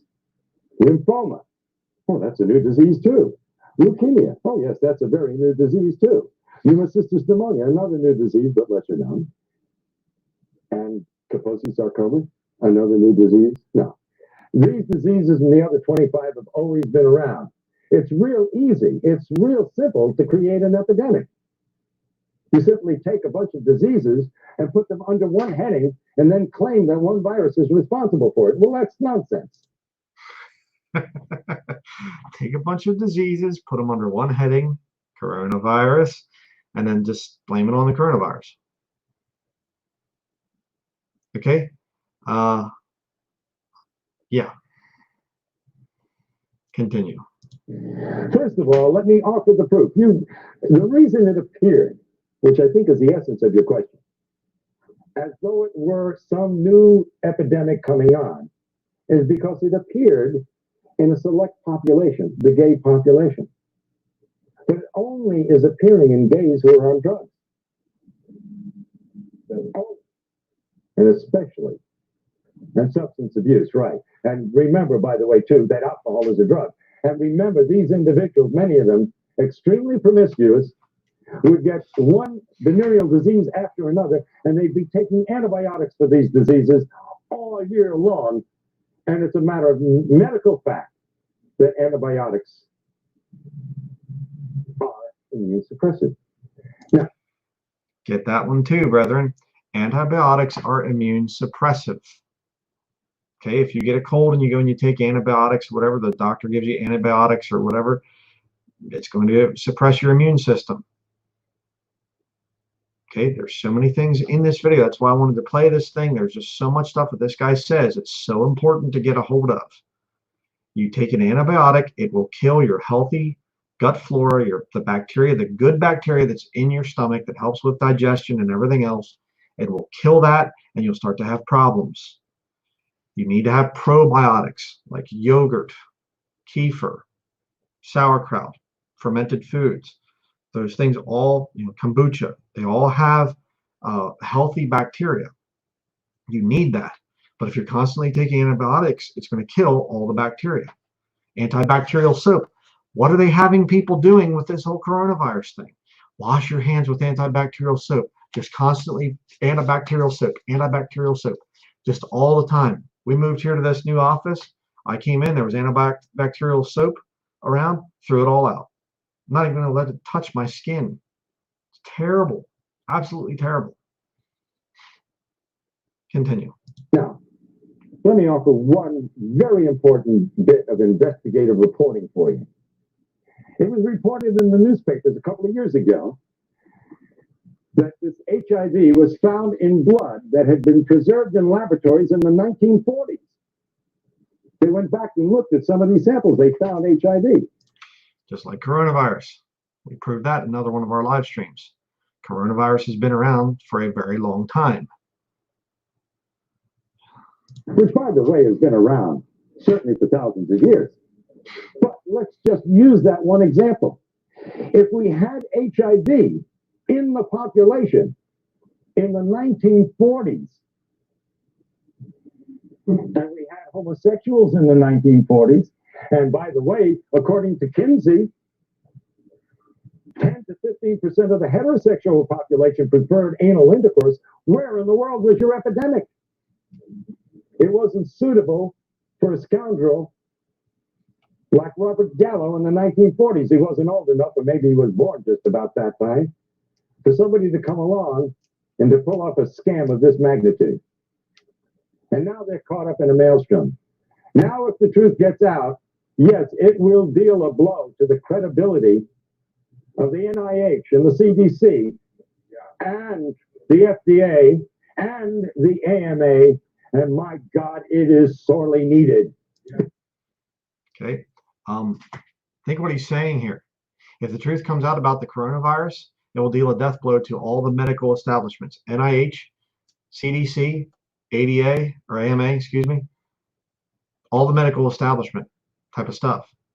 If the truth comes out about the coronavirus, it's been here for many, many years. It's very well known, but they have to wait for the right time to say, oh, it's been released. Oh, it's terrible. Oh, it's a pandemic. We need a vaccine so we can make lots of money. That's what's going on. Let's continue. And it's genocide as well. That's what it is. They're trying to kill people. That blow is necessary to clean up the act. Habitual lifetime drug users all eventually come down with a syndrome that could be attributable to AIDS. Absolutely. In fact, these people, that is true. No, on the contrary. Remember, it's dose related. So it depends upon how many drugs you're using and how much of them over how long a period of time. Now, if you overdose, you never get to that point. Yes. The combination of lifestyle practices, microbial, the best place for microbes are dark, wet places, on bathhouses, an excellent place to increase the exponential representation of microbes around the world. If you didn't have that sex with 1,000 other men through the year, have contact with those same men with themselves are very similar, do you think that has an incredible amount of immune suppression that is not suffered by the rest of the population? You think that Well, I don't know. You see, the Romans and the Greeks had bathhouses, and there's no evidence that the party. NDA poppers and all the things that are going on. I agree that NDA and all the rest of these drugs are causing immune suppression. Now, I don't believe that sex itself causes immune suppression, but I do believe that recurring venereal disease will cause immune suppression.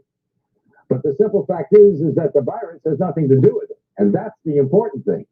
That I am certainly for people having a healthy lifestyle. Absolutely. But let's not get into the idea that this is, again, a contagious disease. You cannot give AIDS to anyone, and you cannot get AIDS from anyone. Yes, Michael Elman.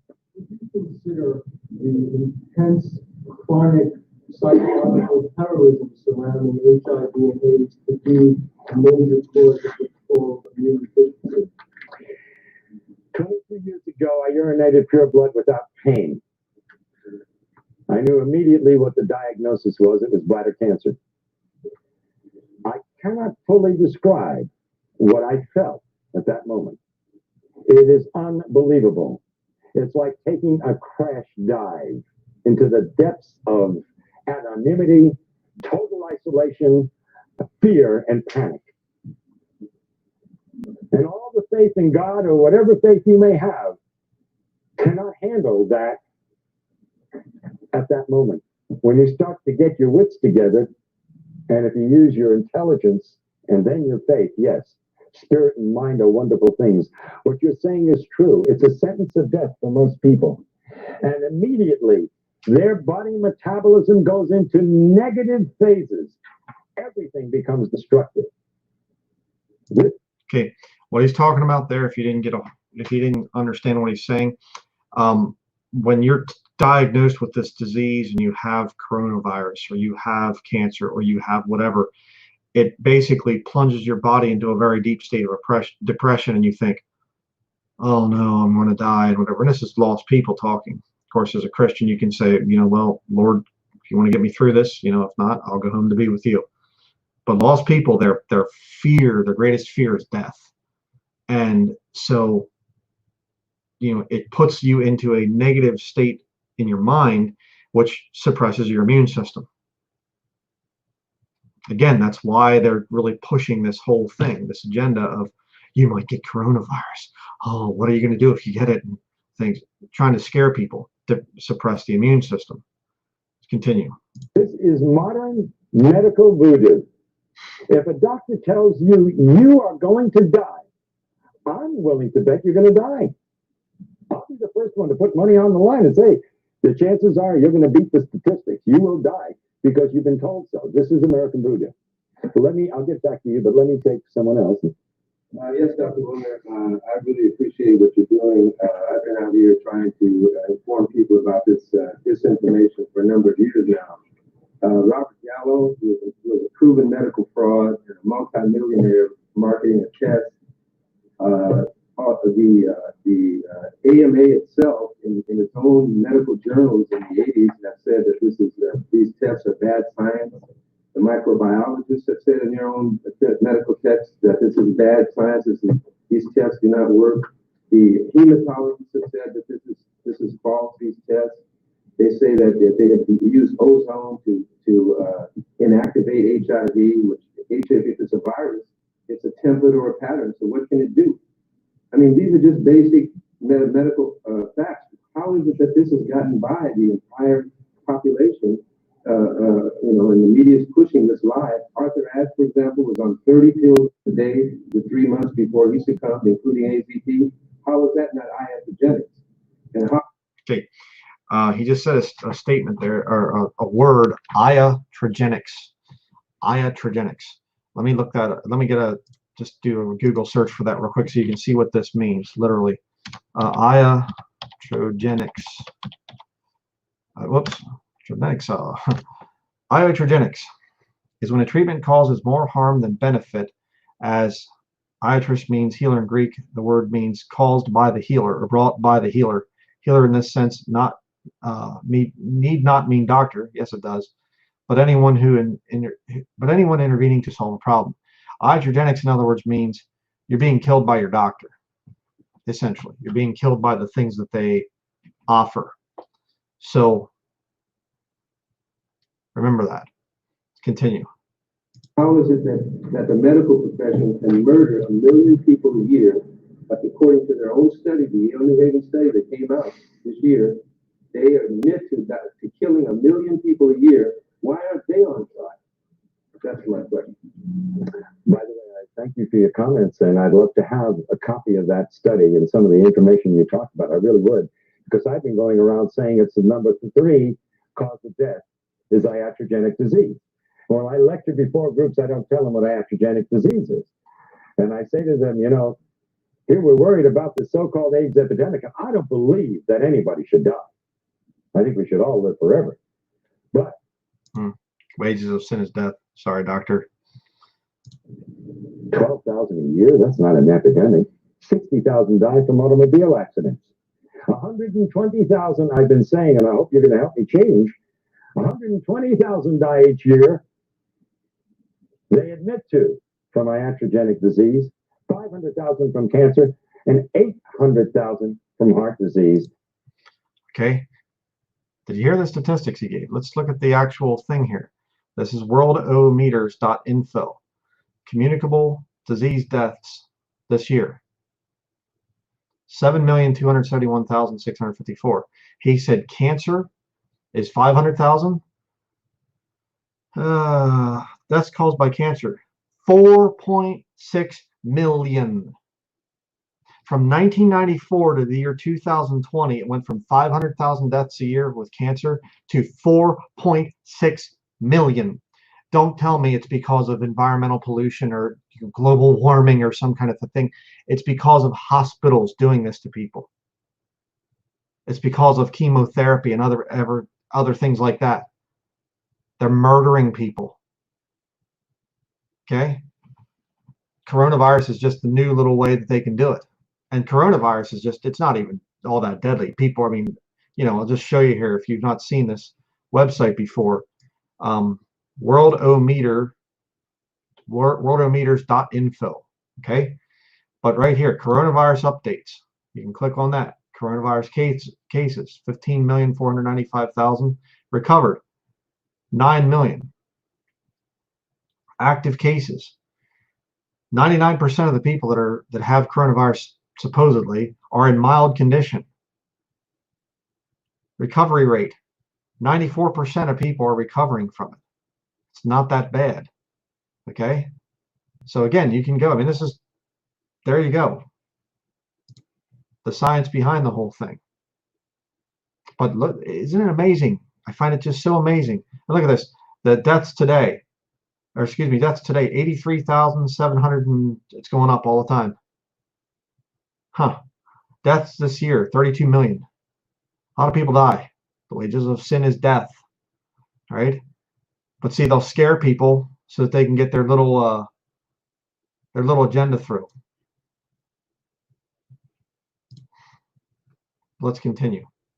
And I'm glad you're telling me it's a million, because I've been saying, they say it's number 3. I really believe in my heart it's number 1. Sure. I agree with him. Absolutely.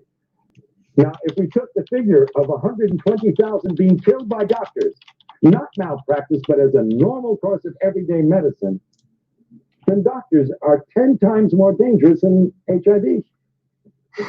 Now you're telling me it's 100 times. Yeah, I want those figures really desperately. Please. They admitted 350,000 in 1960. Well, I will be indebted, because that's powerful stuff, and I really, you know, it's funny. You never know where the figures are going to go, but with medicine, anything's possible. Yes, that in pardon? Just the USA. Well, later did an article by the Penthouse that talks about those issues. Yes, ma'am. Americans die annually from diseases and illnesses related to being overweight. I don't know how that will work. I doubt it. It would certainly be one more dangerous thing overweight than from HIV. You know, that's a very good point. Yeah. In other words, a lot more people die of being overweight, obese, than die of AIDS. You know, why don't they ban spoons for a while or something? Or, you know, you have to quarantine yourself from the candy aisle at the stores, or, you know, ban jelly donuts. No more jelly donuts or junk food. Shut down fast food restaurants and whatever else because too many people are dying of obesity. Of course not. We have to shut down the states to keep people from eating too much ice cream. Of course not. Don't fall for the fear and the propaganda of the media and the medical establishment, brethren. That's the point here. Let's continue. Yes. There you go. Thank you. That's a very good point. You know, I pick up some marvelous ideas from some very bright people, and I can't tell you how much I appreciate it. I'm going to be using those. Do I have your permission now? Okay. Some insight on how this mechanism works with pediatric AIDS? Oh, okay. That is another good question. First of all, I challenge anybody Except there are always exceptions, and the exceptions are, of course, as we know, genetics, and children sometimes born under circumstances where we don't have all the facts. But I would say 99% or better of the individuals born with AIDS, if they actually have AIDS, the mother was a crack mother, was on drugs, no question about it, or had obvious incredible immune suppression for what other medical reasons, as they say. I'm thinking of particular is Elizabeth Wade, and her child got it from her. She had blood transfusion for the birth of her child. It was the tainted blood at Cedars-Sinai. She then passed it on to her child. She passed on HIV. It's the story, yes. Okay, let's call things HIV, not AIDS. Right. Now what happened? After about 3 years, got very sick. They didn't know what the problem was. The doctor said nobody knows what it is. They finally did an HIV test on the child, found out that she had it, and then she died. Ariel died. But there's a gap there. They found out she's HIV positive, and then she died. How much time and what was done in that period of time? I can't answer that question. I mean, listen, I was in the practice of general medicine for a lot of years. I had one of the largest practices in the state of Florida. And I can tell you, I treated a lot of kids over a period of time that got very ill in their first 3 years of life. You mean they had AIDS? No, they did a test. I will guarantee you, I don't know what she died of, and I can't answer. But I will tell you, these kids who are diagnosed as HIV, if they're given AZT, they will die of AIDS. Absolutely. Most of them will not die, just like most of the kids I treated did not die. But I had an occasional child that ended up with a meningitis and died. And by the way, our current Miss America, who's deaf and dumb, got DPT. That's what made her deaf and dumb. Yeah, sudden infant death syndrome. Yes. Now we'll go back to you. Go ahead. Okay, real quick, just to say it here again. People are born with immune deficiencies because the mother when she's with child, she doesn't eat the right food. She's not practicing good nutrition. Then she's probably the result of bad, immune system and whatever else. And they have a child, and then the child's born with all these issues, and sudden infant death syndrome happens. The child dies in the cradle or whatever else and stuff. And so what the medical establishment does is, instead of just saying, hey, here's the simple way to take care of this: proper nutrition, proper exercise, proper sleep, get saved. Of course, medical establishment's not going to tell people that, but they'll come up with all these new diseases. It's AIDS. It's AIDS. Yes, it's AIDS. What is AIDS? Autoimmune deficiency syndrome. Ooh, immune deficiency. You have a bad immune system. How do you fix that? Proper nutrition. Oh, you can pass malnutrition to other people. Well, if you take their food away, I guess you can. But see, medical establishment, since in the 20th century especially, and on into the 21st century where we are today, they control through fear. You need to come in for your checkup. Why aren't you coming in for your checkup? What if you have cancer? What if you have some other serious disease? And look what they're doing with the coronavirus thing. We got to destroy your economic future. We got to make it so that you lose your home, you lose your job, you lose your health, you lose everything because of the possibility of a disease that's not really a disease. Continue.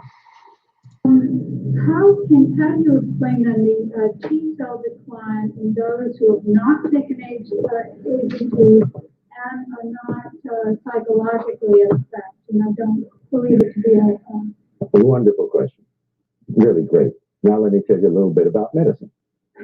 See, I was always confused by this T cell thing, because T cells are nothing more than lymphocytes and leukocytes. They're our body's way of fighting infection. Now, when somebody came into my office with a bellyache, I would do a white count, which includes the T cells. Now, if the white count was like 5, 6, 7,000, didn't think anything of it. It was a bellyache, some bad food, maybe of a viral infection, the great dumping ground viruses. They even had me thinking that way. But if it was 20,000, I alerted a surgeon. You see, The body creates the T cells when it needs it. If you don't need it, you don't got it. Why would you walk around with a lot of T cells when you've got nothing to fight? And I can tell you one thing we have always known. There is no correlation between severity of disease in AIDS, so to speak, and the T cell count. Doesn't match up, and I'll tell you why. You look a little bit confused when I said the fact that you will not have a high white count unless you have a severe infection. However, which means that if you don't have a high white count, it's not bad. If there's nothing else wrong with you, then I'd say, well, that's normal. Well, why do you want a high white count? In other words, your body is self-healing and self-regulating. The white T cells in your blood are there to fight infection and disease. So if there's no infection and disease, your body doesn't produce them on a very high level. That's what he's saying here. God created your body to take care of disease, not a doctor. If you got a bad cold, you get an elevation in your white count. Now, we know for a fact, it's well documented, that you have individuals who have died with AIDS with elevated T cells. And we have individuals who've been healthy. And when I tell you healthy, I feel sick by comparison at looking at some of these individuals. And they test out incredibly well. The best, healthiest specimens I've seen, the kind that most women say, oh my God, why is he gay? Apologize for that. Using the Lord's name in vain. He's a secular man. So, but his information he's bringing out is very important. That's why I'm playing the video. Because he's so good looking and so handsome and so strong and so healthy, you see. They have no white, they have no T cells. T cells, you don't have T cells as a barometer of how one is. No, because yes, you can use it to some degree as a barometer, depending upon the situation, but basically, no, you can't. I'll tell you why. Do you know that you can change the T cell count if you worry somebody? Completely established.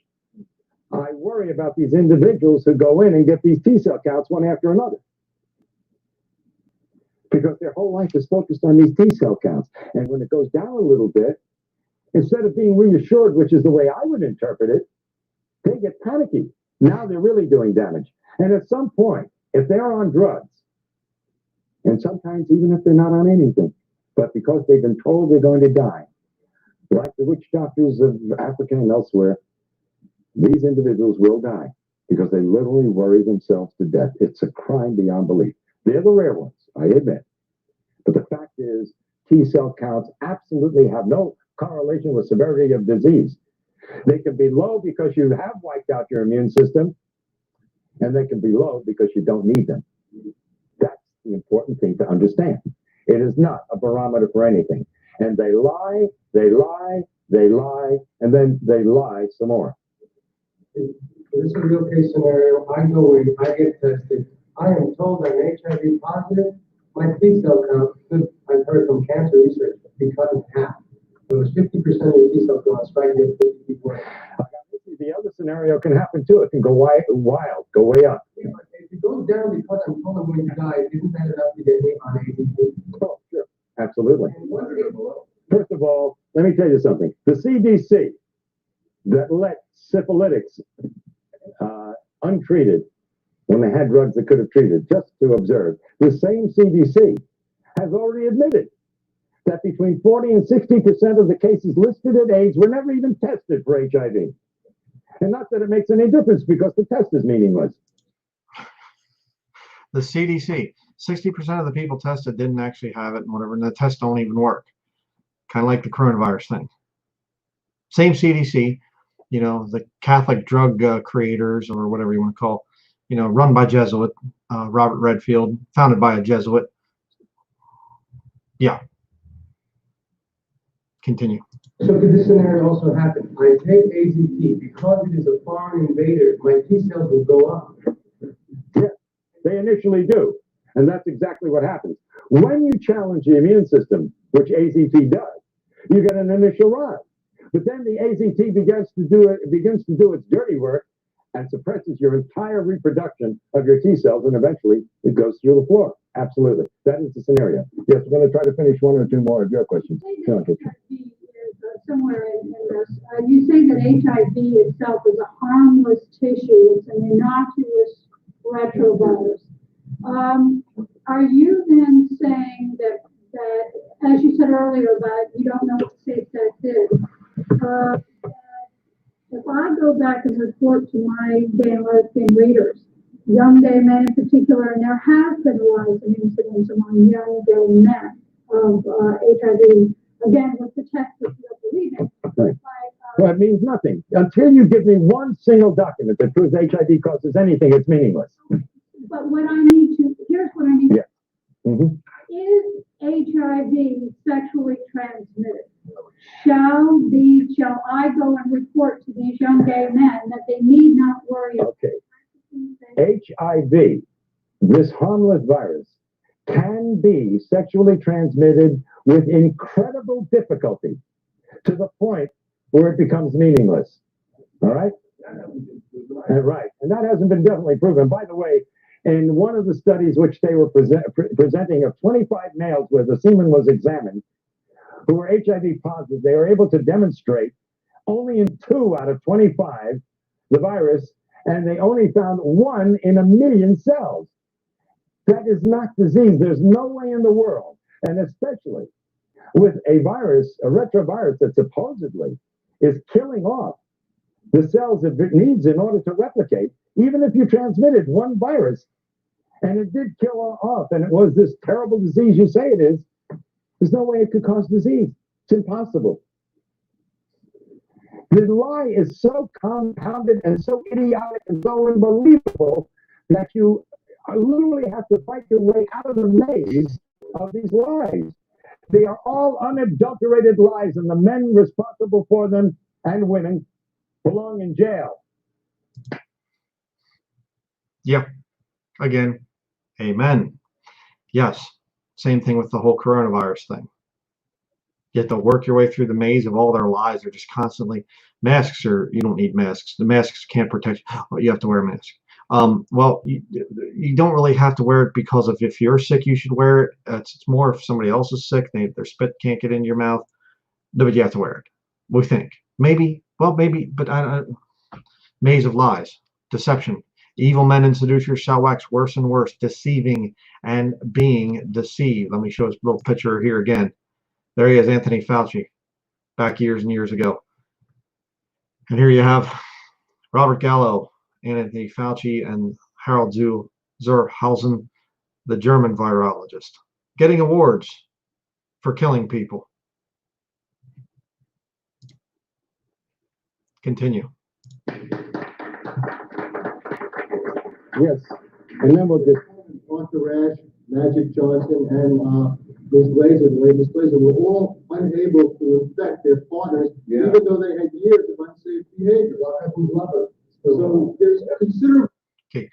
If you heard what he said there, Magic Johnson. Magic Johnson came out years before this whole thing here, and came out and said that, you know, he was with all these different women and whatever else, and he was diagnosed as being HIV positive, or he had AIDS. Also, I remember that. I was back in high school, you know, when that whole thing happened. I would have been in high school at this time. No, I guess no, I would have graduated by then, but in 1994 I graduated. So, because this was later, 1994, but I graduated, you know, the summer of 1994. But point is, I remember hearing about Magic Johnson, and you know what? Magic Johnson, the basketball player, is still alive today. See, I don't believe it. Well, let me just show you real quick.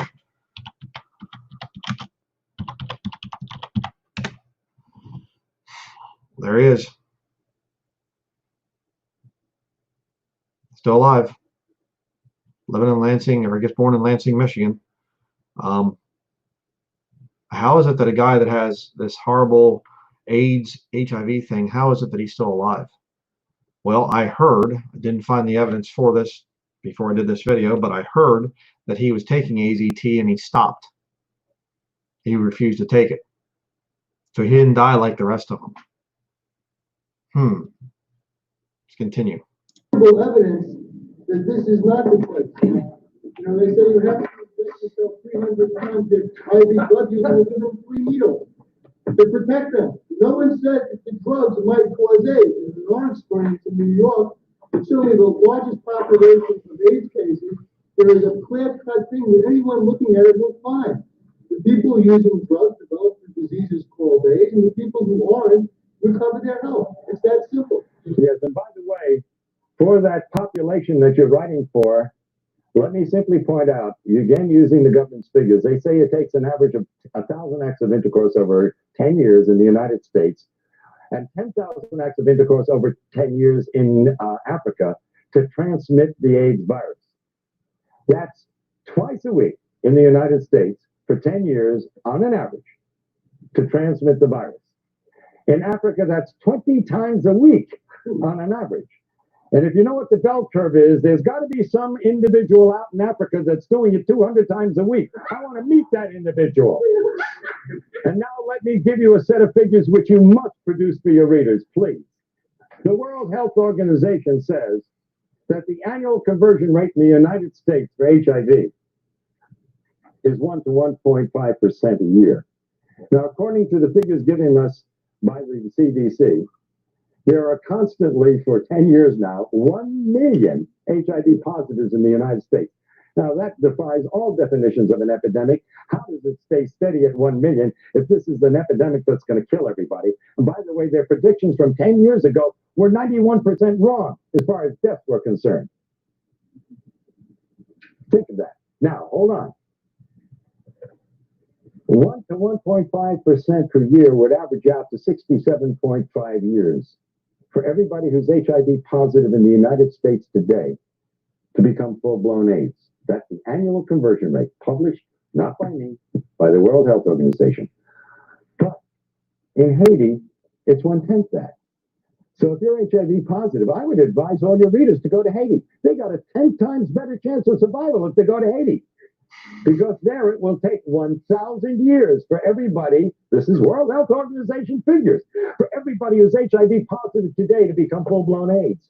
But hold your hats, hold the presses, young lady. Tell your readers this, and I quote the World Health Organization. And maybe I should put my hand like this while I say it. But they say that in Zaire, you have 100 to 150 times better chance of survival if you're in Zaire than if you live in the United States. In other words, there, it will take 25,000 years for everybody who's HIV positive today to become full-blown AIDS. Now, I think you ought to urge your readers, all those with compassion and with heart, to take the first plane to Zaire and to stop anyone on the street and ask them, are you HIV positive? And if they answer in the affirmative, I think you owe it to them as a conscientious human being to say, sir or madam, are you aware that in the next 25,000 years, you're liable to die of AIDS? Those are government figures, they're not mine. The ridiculousness of it demands that you print those figures, that they give them to your readers. Okay, again, you start to look into the quote-unquote science. The Bible talks about oppositions of science, falsely so called. And you look into it with a lot of the stuff that the medical establishment comes out with, and it just falls apart. And this guy's not a Bible-believing Christian, you know, whatever. He is a secular doctor, lost. That's why I say, you know, Bible-believing Christian doesn't need to fear real science. What this guy is saying is real science. Okay, we don't need to fear it. Oppositions of science, falsely so called, that's intended to control us. That's what you have to not fear, but that's what you have to condemn and speak against. Continue. Not much more to go here. Bart, isn't it interesting that Africa and Haiti have similar situations in North America and Europe? Although Africa is closer to Europe, you would think that this infectious spread would spread closer to the center of the origin. The answer is very simple. Malnutrition and starvation can lead to death, and at a very variable rate depending upon the malnutrition. But AIDS due to drugs is a much shorter period of time. Iodocanol is a drug from Ciba-Geigy, or no, LaRouche, I think. They've been injecting people in Zaire and Angola and in Haiti with this iodocanol since the 1970s. And this is a hepatic drug. This kills the liver. And the liver is your biggest filter of your blood in the body. And if you destroy the liver, it has more than 500 functions in the body, then you're dead. By the way, let me throw out, I think, an overall principle to take a look at very seriously from the point of view of disease and death. And this applies to AIDS as it would apply to any disease problem in humanity. And with this, I'm going to end. The bubonic plague killed half the population of Europe. The question you must ask and must answer, if you're going to be a rational thinking human being, is why didn't it kill the other half? In the United States, in 1919, 18 million people died of the flu. My question is, why didn't the other 92 million die? The answer to that, and every reporter owes it to their readers, is very simple. The bugs do not cause the disease unless there's a suitable terrain. And so the answer to all disease is not to take a shotgun and blow a human being apart, but to simply prevent the disease to begin with by living at peace and in harmony, not only with your fellow human beings, but with every organism on this planet. And thank you. Well, you need to be at peace with your creator. So I disagree with him on that, but that's the end of the video.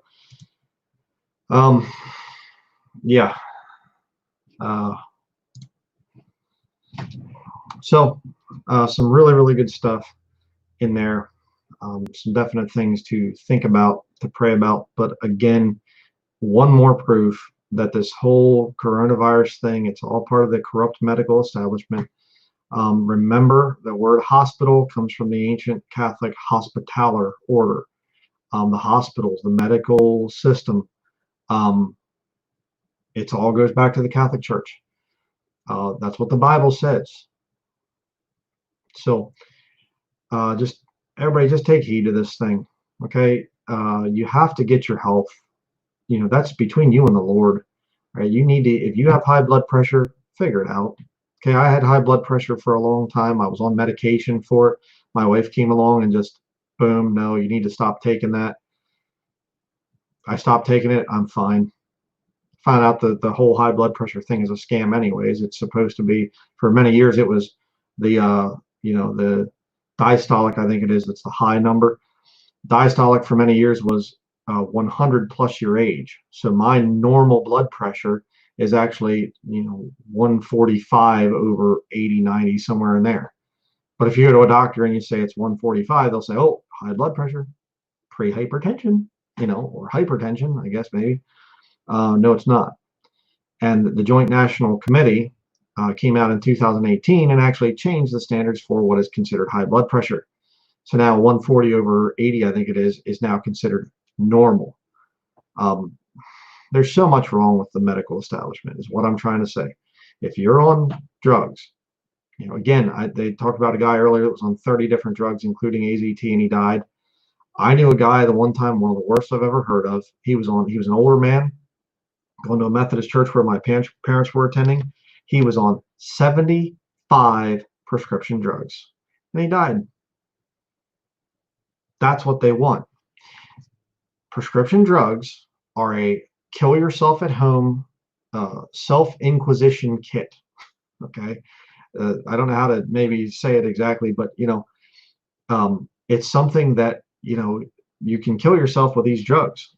And if you look it up in their own sources, they'll tell you what they know. And I saw somebody commented a while back and they said, well, a lot of these doctors, they're not looking into it, they're not checking it out and whatever. I don't care, they're still guilty. Okay, they could claim feign ignorance. I didn't know. If you're watching your patients coming in, you're prescribing drugs to that patient and they're coming back and they're worse, and you're giving them new prescriptions, and for stronger, higher dosages of the drugs, and they're coming back in and they're getting sicker. You are, if you're a doctor, the Hippocratic Oath, do no harm. Okay, you're doing harm. So every doctor out there is going to stand before the Lord Jesus Christ and give an account for the fact that they are murdering people. And you get some guy like Fauci, that man is as good as being in hell with the door shut. Okay, and I pray that the Lord stops that wicked man. I pray for the Lord's judgment to hit Fauci and his family.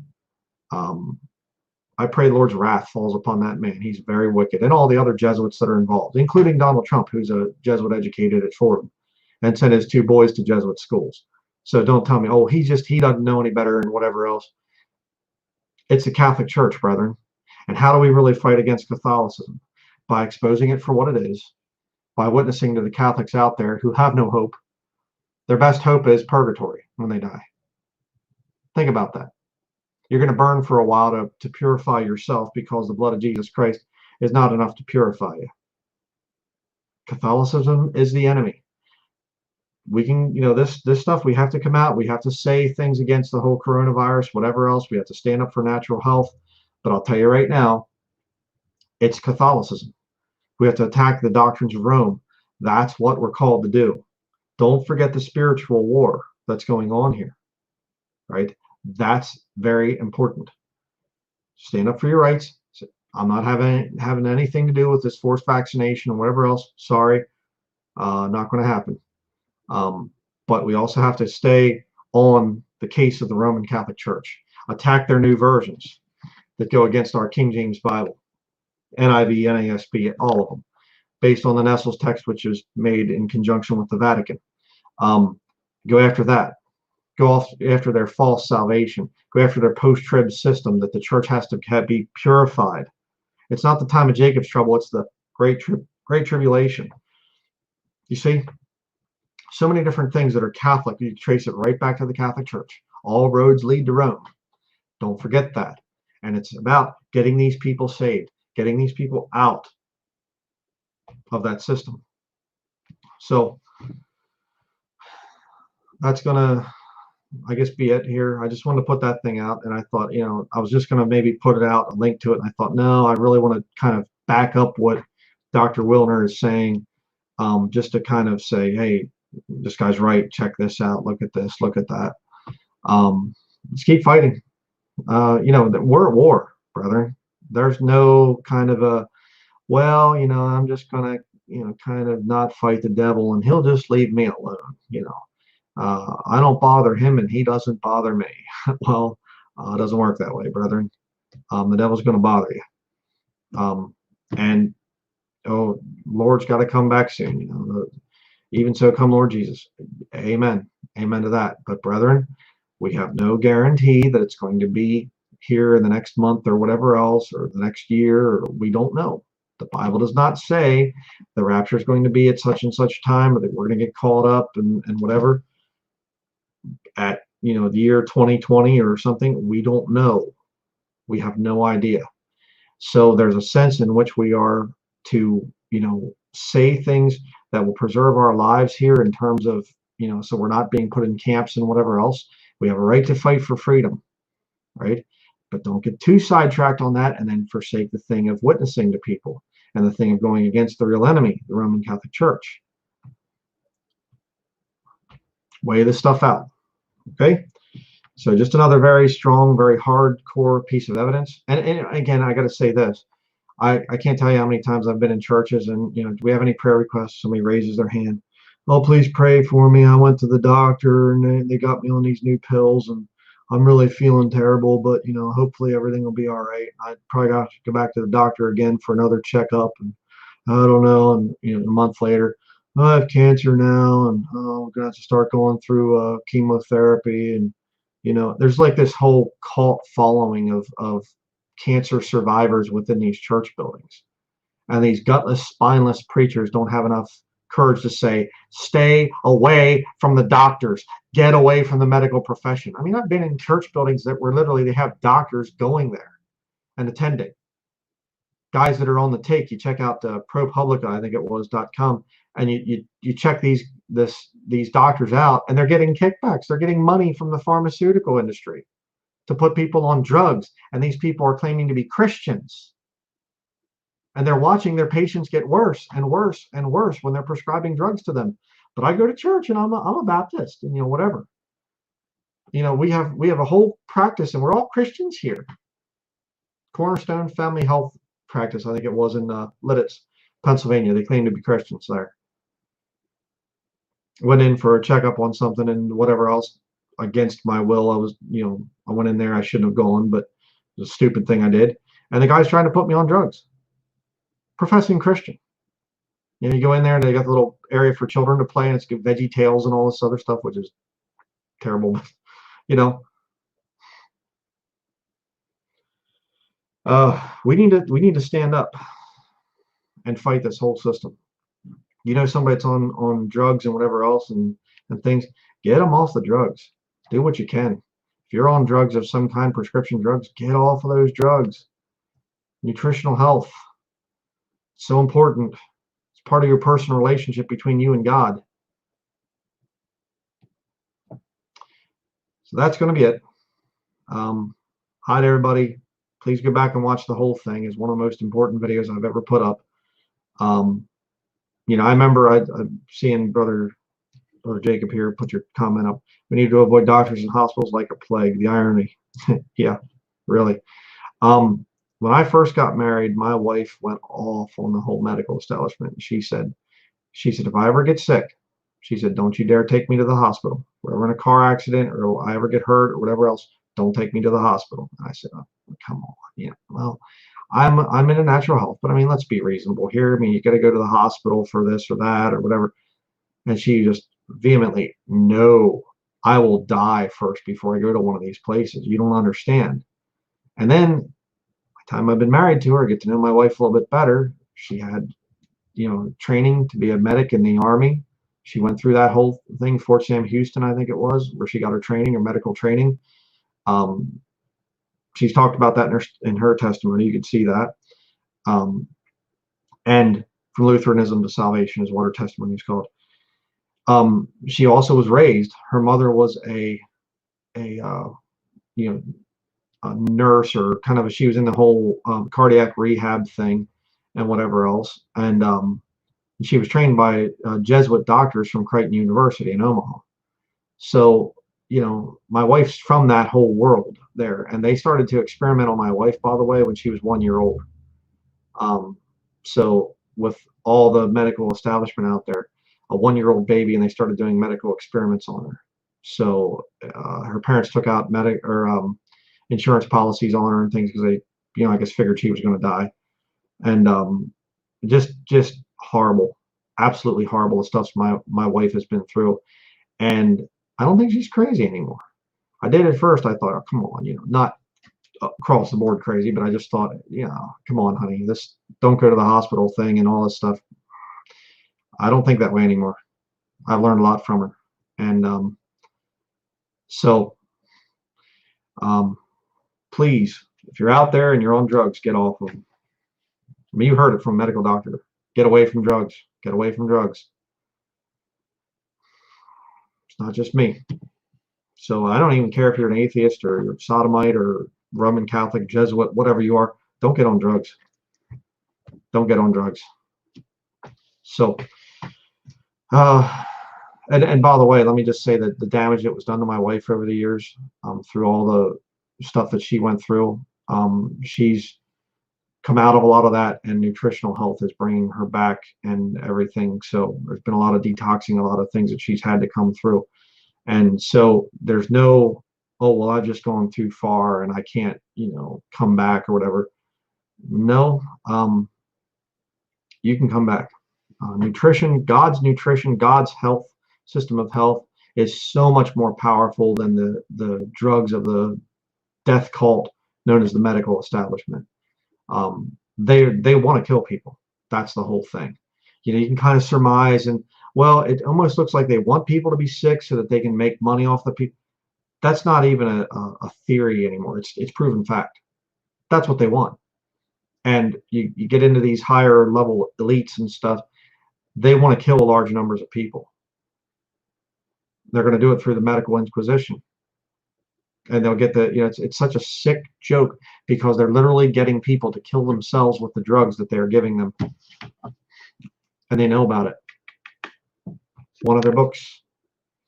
Side effects, side effects, side effects. Don't get this stuff on your skin. It's toxic. It's bad. It's terrible. Here, just eat it. So that's going to be it. Over here in the comments, some of the fellowship that's going on over there, praise the Lord for that. If you have health issues and whatever else, start putting stuff in the comments. You'll find somebody that can help you. So that's going to be it. Thank you, everybody, for watching. Some neat studies coming out here before real long. Going to be doing more live streams now that we're a lot closer to our home here at the office. So this is eventually going to be, this whole wall is going to be bookshelves going back this way. That's a fan there. It's one of my fans. Okay, that's a joke there. But yeah, we're going to have, that's going to be gone. That dresser is a beautiful old dresser. Thank the Lord for it. But we're going to be moving things around, and there's going to be banners up and all kinds of good stuff. And eventually, we're going to be having some, actual stuff on the outside here. Not sure about this, praying about this, but this window right back here that I'm pointing to, that window faces the street. The street is, the main street of Patten is only maybe, I don't know, 8 feet out that way. And so I'm thinking about maybe when I start doing live streams of sermons, I might actually put this week's sermon is in that window. But due to the type of preaching that I do, I don't want rocks thrown through my old window. I'd hate to have that happen. So we'll see. I don't know if I could get some, some kind of special bulletproof, material or something, bulletproof glass, stick it out there. I don't know. We'll see. Big plans for the future, though. I'm going to be, really excited to start, dealing with people in person. So, a lot more live stream type of stuff coming up, in other words, in the future. And of course, dealing with people here locally. So it's going to be pretty neat. Actually, the UPS is pretty interesting. UPS delivery that was scheduled to come here, ordered some superfoods actually. Brother sent us some little sample type of thing, said, hey, that's really good. So we ordered some. It's supposed to be coming here by UPS, and they called and said, we need a street address, not a PO box, so please call us. I called them, and the woman said, hey, she said, I just want to say I really appreciate your answering machine there. She said, what do you do exactly? And I said, well, I do preaching and teaching online, KingJamesVideoMinistries.com, KingJamesVideoMinistries.org. So we have 2 websites. I do YouTube and everything else. And she said, oh, that's great. She said, my husband's a Baptist preacher up here in Holton. So pretty cool. Didn't get into, are you saved and what do you believe in? I just say, praise the Lord. That's great. If the Lord wants to bring her to the truth, he'll bring her to the truth. So anyhow, that's going to be it. Thank you to everybody out there for watching, and we will see you in upcoming videos. Some good stuff coming out.